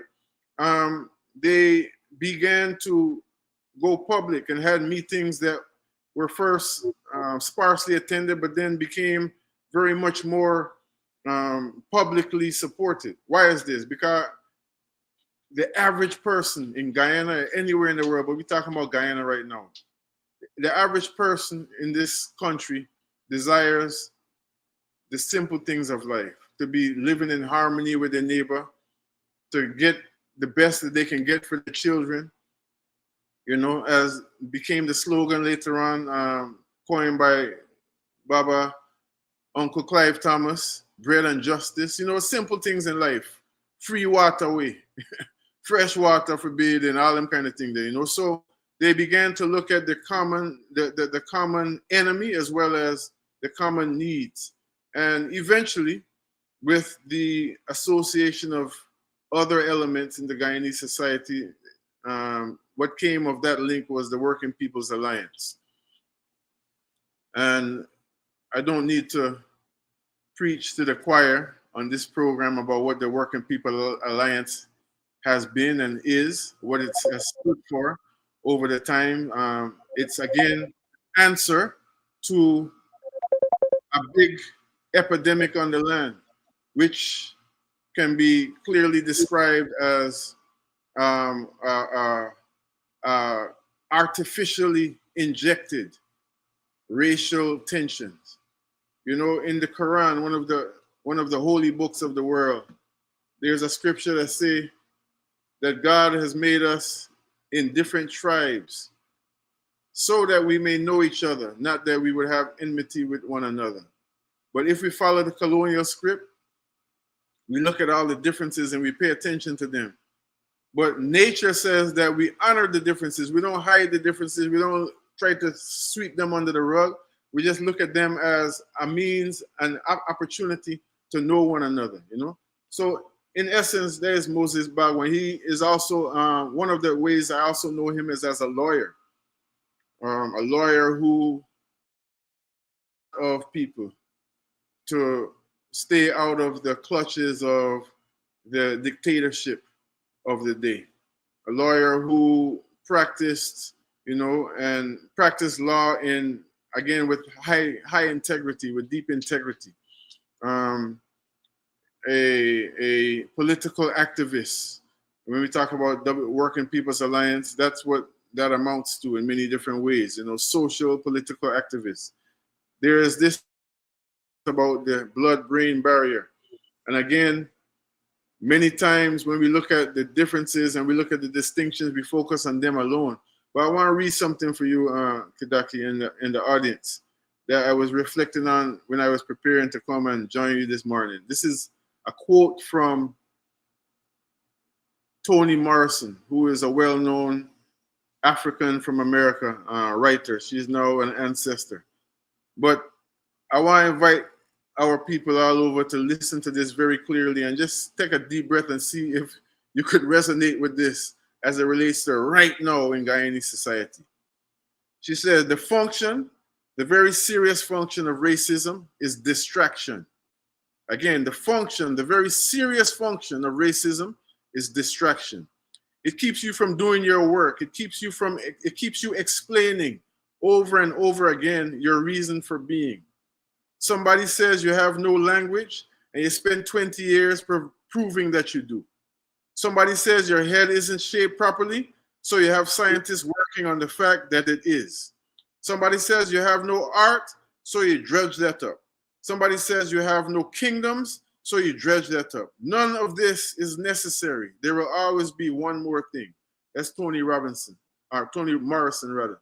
So, yeah, Moses Bagwan, again, is, I would say, a Guyanese hero. And I hope I explained a little bit more about what I mean by he rose to the occasion when it was necessary.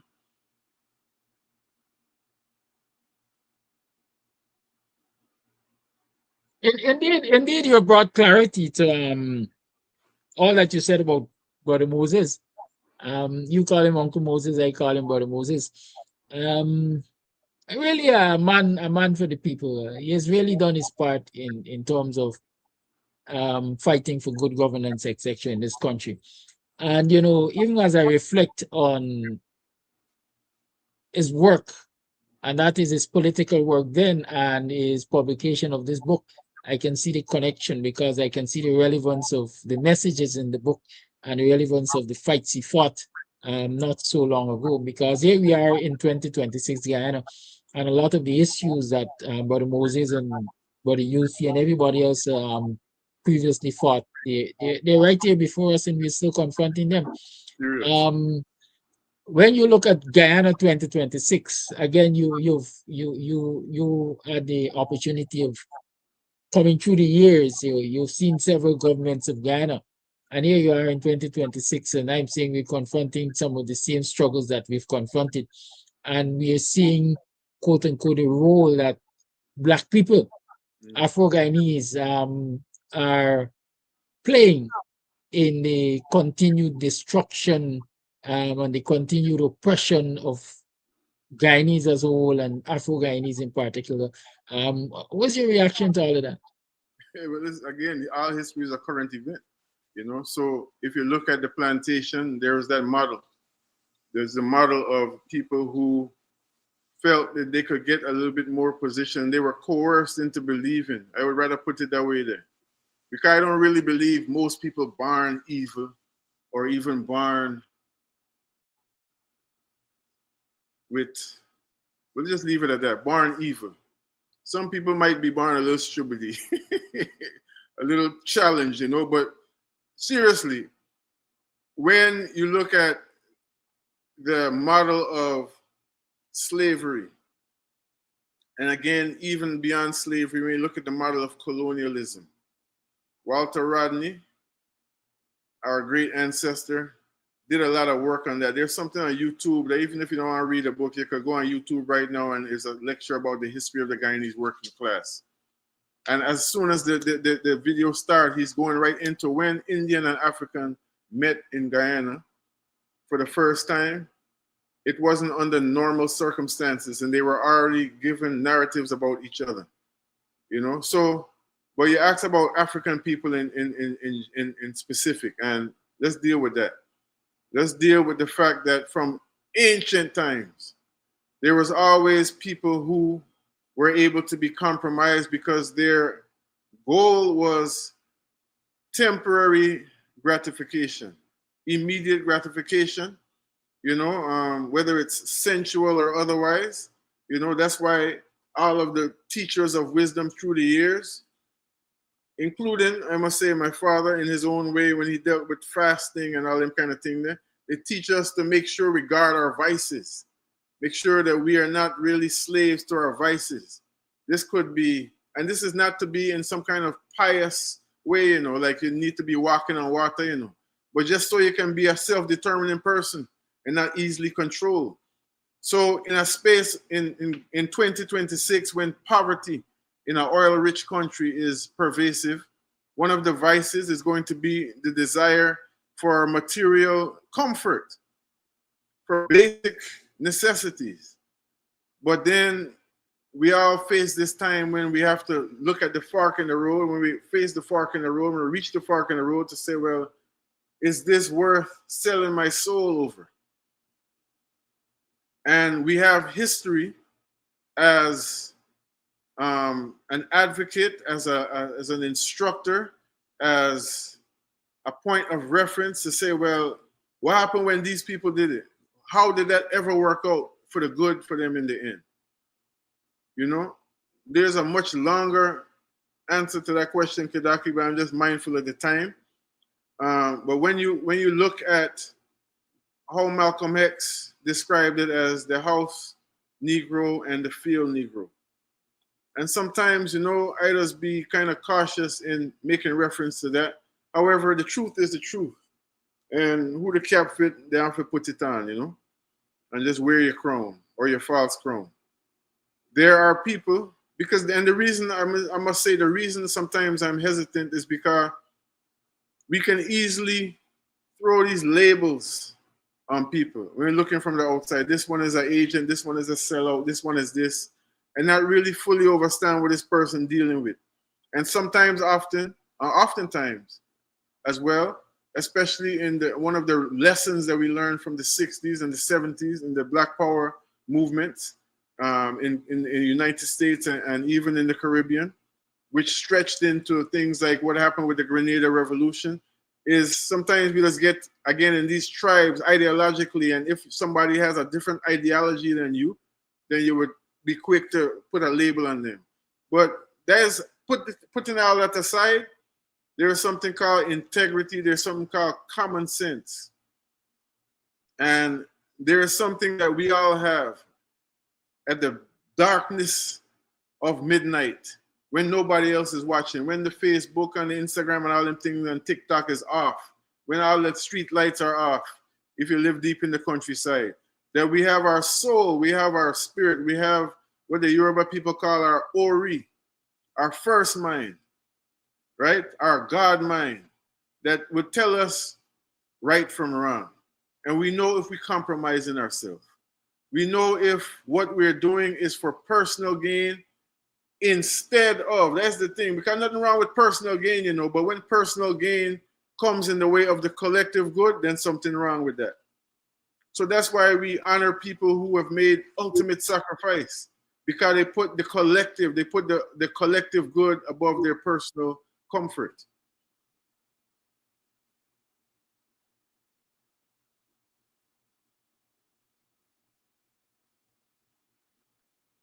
Kadaki, like, he left me for run this show by myself. Guy, I will start playing some music, you know. Nah. You want to play some music, but then I left you for run the show by yourself. You want to add a timeline? Are you still sticking to that timeline? Because it's 21 minutes past the 9 o'clock hour right now. No, I good, man. I'm here. I was just make a communication to make sure everything all right, but I have some time. All right, very well. Good. And so let's come closer to home. Yes. Buxton, we're coming to Buxton, or we're going to Melanie. Yesterday, the president had his outreach in Melanie to promote what he called model village or model villages. And I don't know if you saw, but the residents were barricaded out of their homes, and representatives of the people in the form of the NDC chairman and councillors and so on, some of them were barricaded from the meeting with the president. Again, you've gone through, you've seen governments through the course of time in this country. What's your assessment of Guyana today? The way the representatives of the people are treated, and the way the people themselves are treated in this oil-rich economy and this new world order that many of us seem to think we're still in a democratic country. Well, I mean, apart from what I've already said, because I think what I already said answers that question, but I answered in a different way. You know, again, all history is a current event, and you have people whose motivation is personal gain, and sometimes that extends beyond the individual to a group of people who have that personal gain. So in the international capital, you know, capitalist world, imperialist world, you have people who are considered the elite. And then you have people, and a lot of times, the elite, the true elite, the people who really running the show, you don't see them on TV. So let's use an example before we come again to Guyana, because I heard the question clearly, and we will answer that clearly. Because I want to go to where their model is, because they learned this behavior from somewhere. You have people like Trump. You have people like Bill Clinton. You have people like Obama.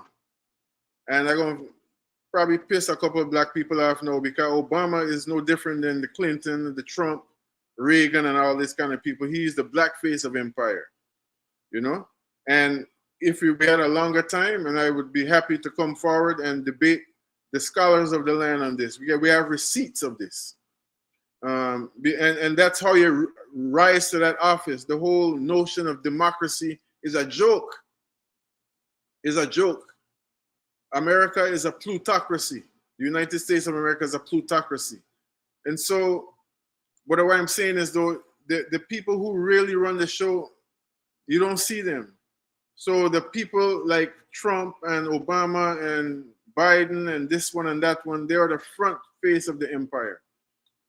You know, Trump, I don't want to go into a rabbit hole, but Trump, many could argue, is a little bit different, because he is definitely a puppet of some higher strings being pulled, but he doesn't fit into that old mold of the U.S. politicians. It's been suggested, I don't have the proof in front of me, that, for instance, even Barack Obama is related to the Bushes by blood. You know, they talk about this blue blood. But what I'm saying is, there's levels to the madness. There's levels to the way that empire runs. And sometimes we have a very simplistic analysis of this. That's why I'm taking the time to show these levels, because it's not just Democrat versus Republican, black versus white, you know, PNC versus PPP, or now APNU versus PPP, this, that, and the third. It's not really usually that simple. There are greater interests, and greater in air quotes, not greater in terms of what they will do for humanity, but larger in scope and in terms of the power that they wield, that are behind all of this. All they do is push buttons, and their main interest is money. Their main interest is influence. Their main interest is the continuation of white hegemony. You know, what they is misnomered white supremacy. I don't like to use the word at all because there's nothing supreme about white people, but white terrorism is what we have started to call that instead. White terror. How to continue to ravage the world of its resources for your personal gain. So when you come down to Guyana, as you asked me, in 2026, it's the macrocosm of the microcosm. That's why if you want to, you know, like they say, again, I love Proverbs, you know, because they say so much in so little. Instead of trying to give a long doctoral thesis, Proverbs say so much in so little. If the top of the stream dirty, what's going to happen to the rest of the water? What's going to happen at the bottom of the stream? So to ask ourselves the question, well, who are the ideological models?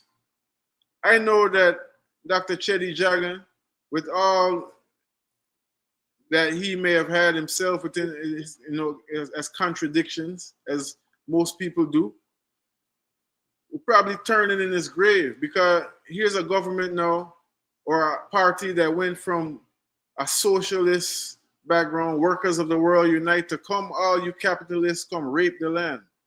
Come all you imperialists, come rape our land. You know, over our span of decades. You know, so for me, what is important is to look at where's the root of things. Because if we're just looking at the symptom, most of the time we're gonna miss the true reality, and therefore we're gonna miss the cure.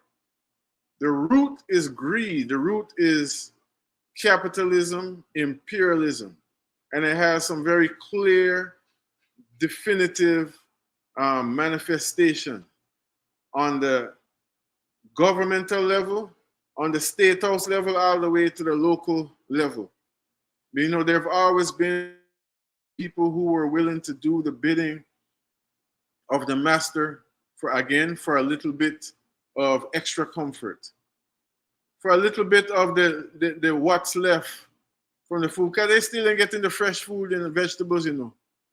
But then there have also been the Maroons who went into the bush, who went into the mountains, who started over from scratch, who sacrificed the dainties for a generation so that their children could walk free. I would bring our attention again to the Haitian Revolution as a perfect example of that. And the reason I love the Haitian Revolution, you say let's go local, let's go all the way local to the Buxton Kidaki that we know. And again, we're not looking with rose-colored eyes. Buxton has never been a perfect place. I don't know any place on earth that is a perfect place, but there was a certain kind of system that our ancestors set up, and a way that even in our lifetime as youth, we were able to witness a community that's moving in a harmonious function, right? But one of the things, especially academics, don't really like to focus on is the spiritual aspect. Look at the Haitian Revolution. There was a ceremony in Boy Cayman that set off the Haitian Revolution that is usually credited to Bookman. Bookman is a man from Jamaica, Imam, also a voodoo priest, a Khan man, who was a spiritual warrior. But he was not the one who set it off. It's a woman named Cecile Fatima. She went around for years. Just like we talk about how Moses Bagwan and Guyana linked privately, organizing, door to door, organizing the various nations that make up Haiti. And in the end, they came to this ceremony of spiritual nature, where Bookman gave the famous speech about, take away the cloak, throw away the cloak of the white man's God, which has given us so much misery, and listen to the cry of liberty within your own heart. But what happened in that Boy came on. You know, they had this convention, if you will, in an alligator swamp. You hear me good? In an alligator swamp is where the Haitian Revolution was set off. And they use principles, spiritual. When sometimes we hear the word spirituality and we think of religion and we get spooked out and get afraid and we just close off our ears. Spirituality is the manipulation of natural elements, like the water and the air that we breathe all day long. We've taken a deep breath, you're being spiritual. You're taking an intentional breath, fresh air into your body. You're being spiritual, right? So they went to Boy Came On, all of these tribes, and they made this sacred pact, which set off the revolution, which is still the greatest revolution in the history of this hemisphere, right? And funny enough, what a lot of historians will credit as the second, and it didn't become a revolution, was what happened in Berbice in 1763 in our own land, right? There's an element to our reality that we cannot run away from. And again, I'm not talking about religion, I'm talking about how we deal with our human spirit. And in the book, funny enough, Moses Baldwin talks about that a lot. He grew up in that type of tradition. He grew up in the church. You know, he ended up being in a marriage, a very productive, powerful marriage that united two different spiritual traditions together. You know, so again, when it comes down to from local politics all the way to global politics, we're looking at a recurring, similar formula at place. And some of the criteria for success is integrity. Integrity. That's one of the main criteria for success. Doing unto others what you want them to do unto yourself. Love your neighbor like yourself. Them things, they might sound again like some kind of, you know, something you just hear in Sunday school and then you're gone along your way. But no, these are fundamental principles of a human reality that cannot be overlooked and could not be overstated, because they govern so much about all of the practical things that we're talking about in terms of the economy, in terms of social welfare, in terms of you know, the morality and the degeneration of the morality in society, whatever you want to look at in the society. It comes down to those simple things. It's a real simple thing. And I don't want us to confuse simple with simplistic. Simplistic is just looking at everything like, well, it's either this or that. It's either black man or Indian. It's either this or this party or that party. It's either Democrat or Republican. That's simplistic, because the world don't run that way there. You know, there's a proverb that says, because we focus on the scorpion, we miss the snake.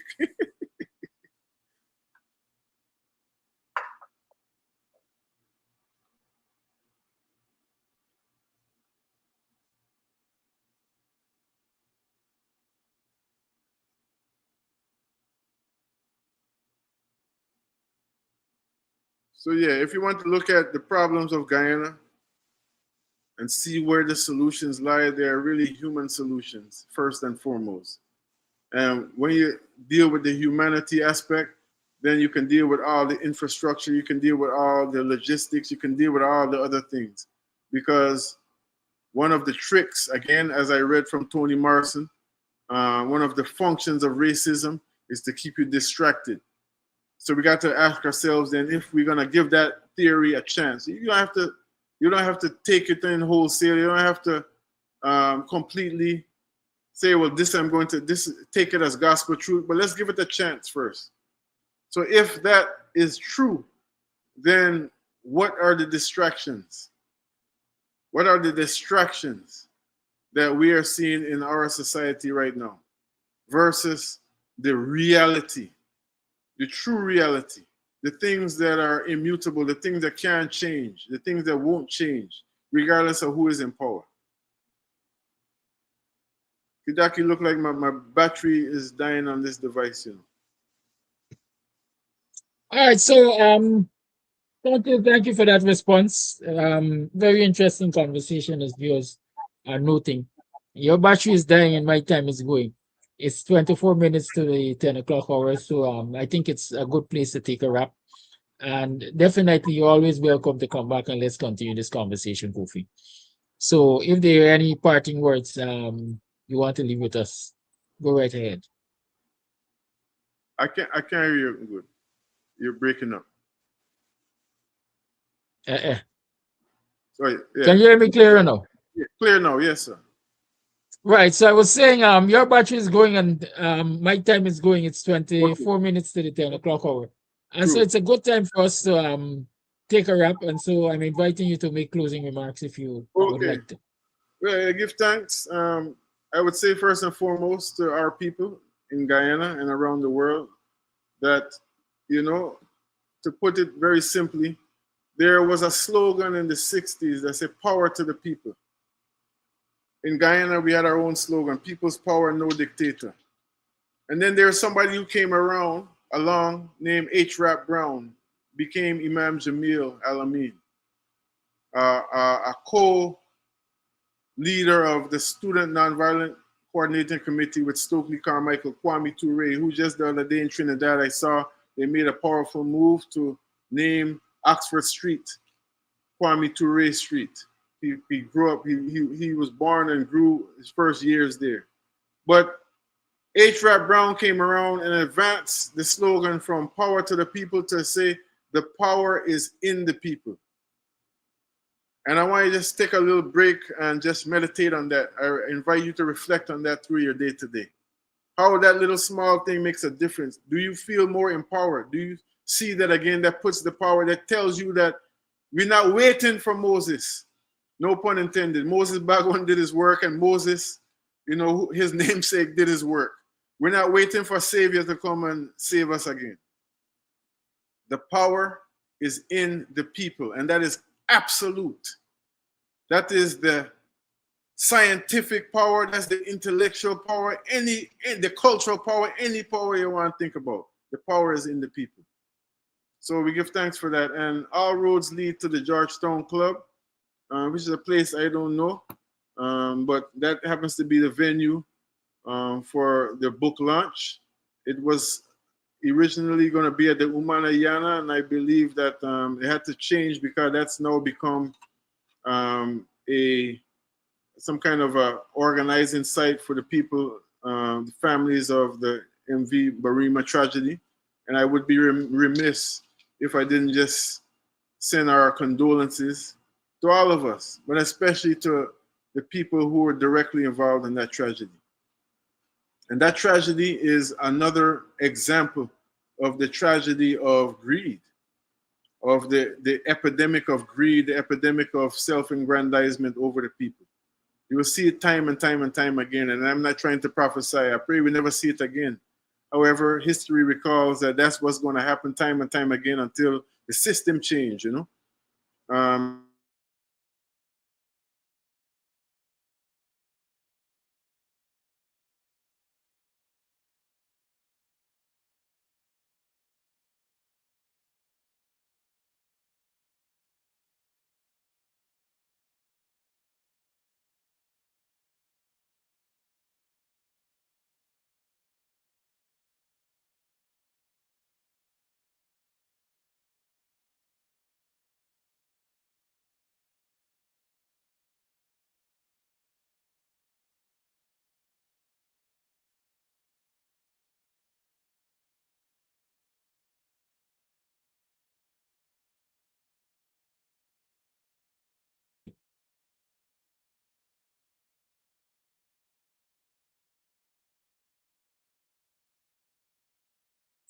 All right, it seems as though we lost Kofi. I don't know what is responsible for that, but it is 20 minutes to the 9 o'clock hour, and so I'll leave you with Ras Kofi and the farmer, Ras Kofi the farmer and Archangel, because what?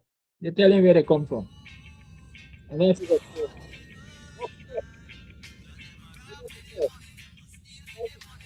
Have a great weekend. I'll see you on Monday. for another program. Remember, if you can go to that book launch at Jackson Club here. Yeah. If ever we seem tall, it's because we stand on the shoulders of giants. Archangel and the farmer, take it down from where I live from. We come from Buxton, where people favor elevation. Every ghetto youth prefer go to school cute and with gun in them hand. What due to inflation and economic sufferation? Well, one by one, the youth make a reservation at Covanjan. Police station, due to frustration, political manipulation. The youth left youth and start shooting until the finish in a gunman. Get to youth, them happy strife. Can't find no 9 to 5. Every day hustling just to stay alive. Them all a strive. Play a little pan, go in at the back down, plant up some banana and yam. Them a strive. Man a knock coke up, he find a little piece of the gold or diamond. See them a strive. Man a bad John nowadays, street side education. Even in a Buxton, where me born and grow and met them in the race pan. French hot like pepper pot when dance kick up in a alley spot. Farmer yard a country road, middle walk. Never trust no shadow in a dark. Hey. Easy pigeon peasy, calabash stash. Over in a Buxton, the people favor elevation. Youth prefer strap up them football boots stand brandish weapon. Or due to inflation, the economic sufferation. One by one, the youth make a reservation at Covanjan. Due to frustration, political manipulation. The youth left youth and start shoot and turn the village in a bad man land. And me say down in a bad man land. Every goodie know say Buxton bad land. But they set a warriors in a education. Judge Young from up front and Nectar Lee from back down. Buxton set up straight from plantation. Hard working champion with barrow in them hand. Badness stop colonial locomotion. Baddest wicket keeper and the baddest batsman. Buxton spice mango like gold in a hand. A football skills Buxton a champion. Baddest Meta G from the ground provision. Congo Mama Fifi was another great one. Every super duper show respect to the land. That's how Walter Rodney funeral start from. Baddest sound system on the Demerara land. Buxton even have the baddest Opia man down in Buxton. The youth favor elevation. Youth prefer shut up them football boots and brandish weapon. Lord, but due to inflation, economic sufferation. Well, one by one, them a make a reservation at Covanjan. And due to frustration, political manipulation, the youth left youth and start shoot and turn the village in a bad man land.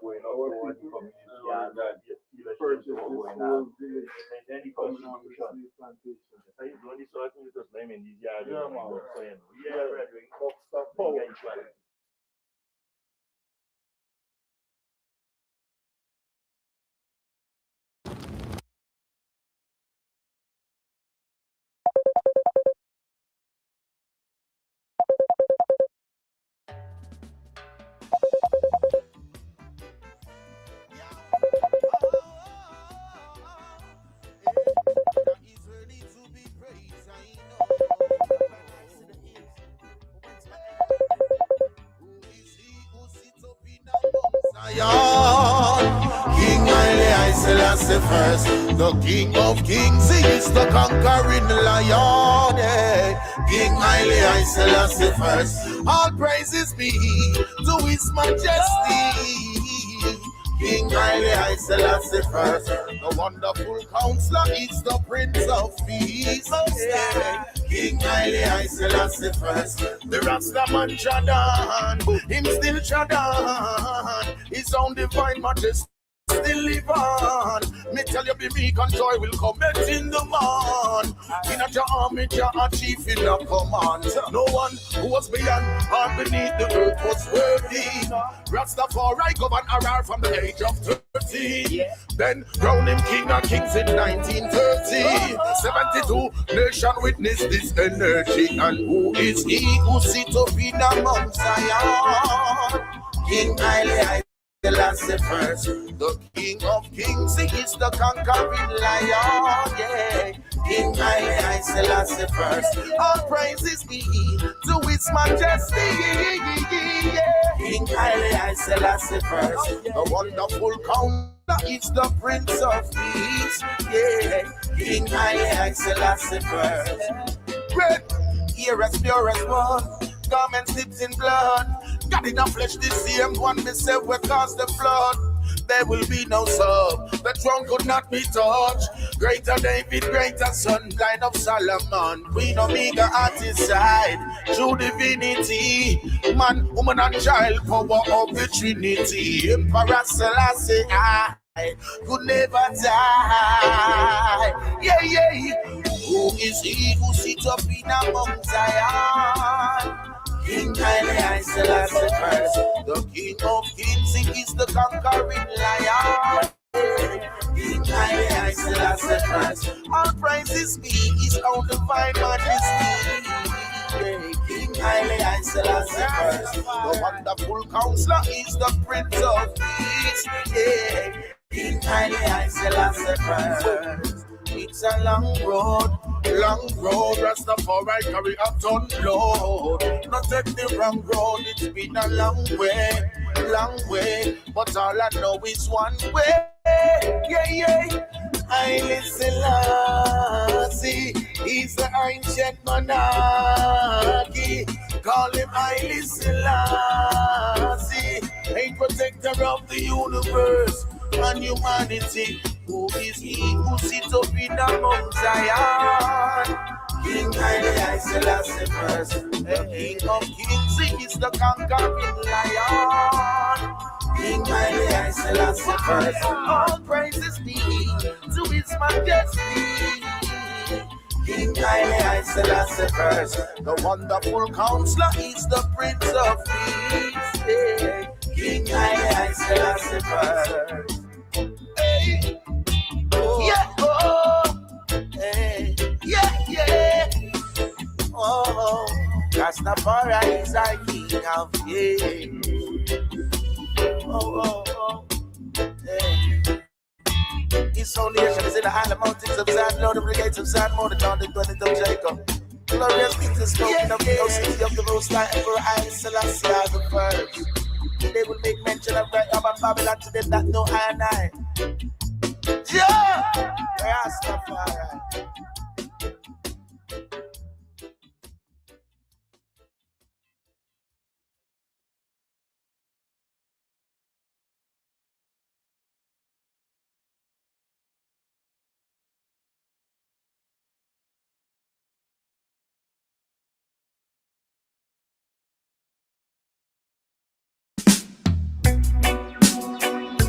I'm calling out for peace and love.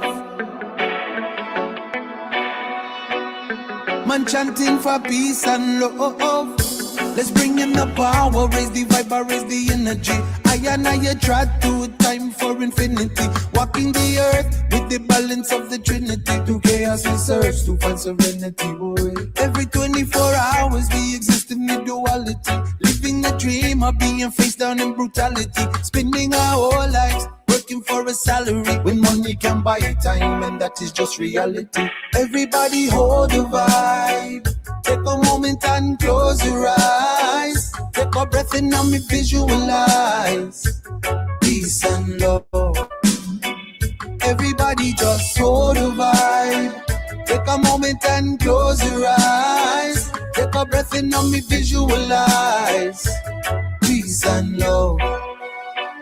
Without equal rights and justice, it's unattainable. Just like our future, if we don't live sustainable. Money and privilege can make you feel unbreakable, but what we gonna do when no clean air is available, boy? Open up your eyes and see that this is critical. When you realize that creation's not political, half of them a suspect, the other half a criminal. I and I were meant to live in love unconditional. Everybody just hold the vibe. Take a moment and close your eyes. Take a breath in and me visualize peace and love. Everybody just hold the vibe. Take a moment and close your eyes. Take a breath in and me visualize peace and love.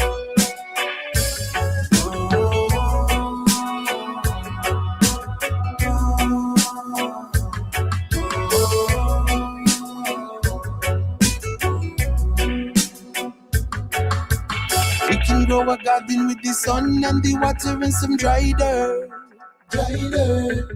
Everyone is tending cause the hands of the many make for light work.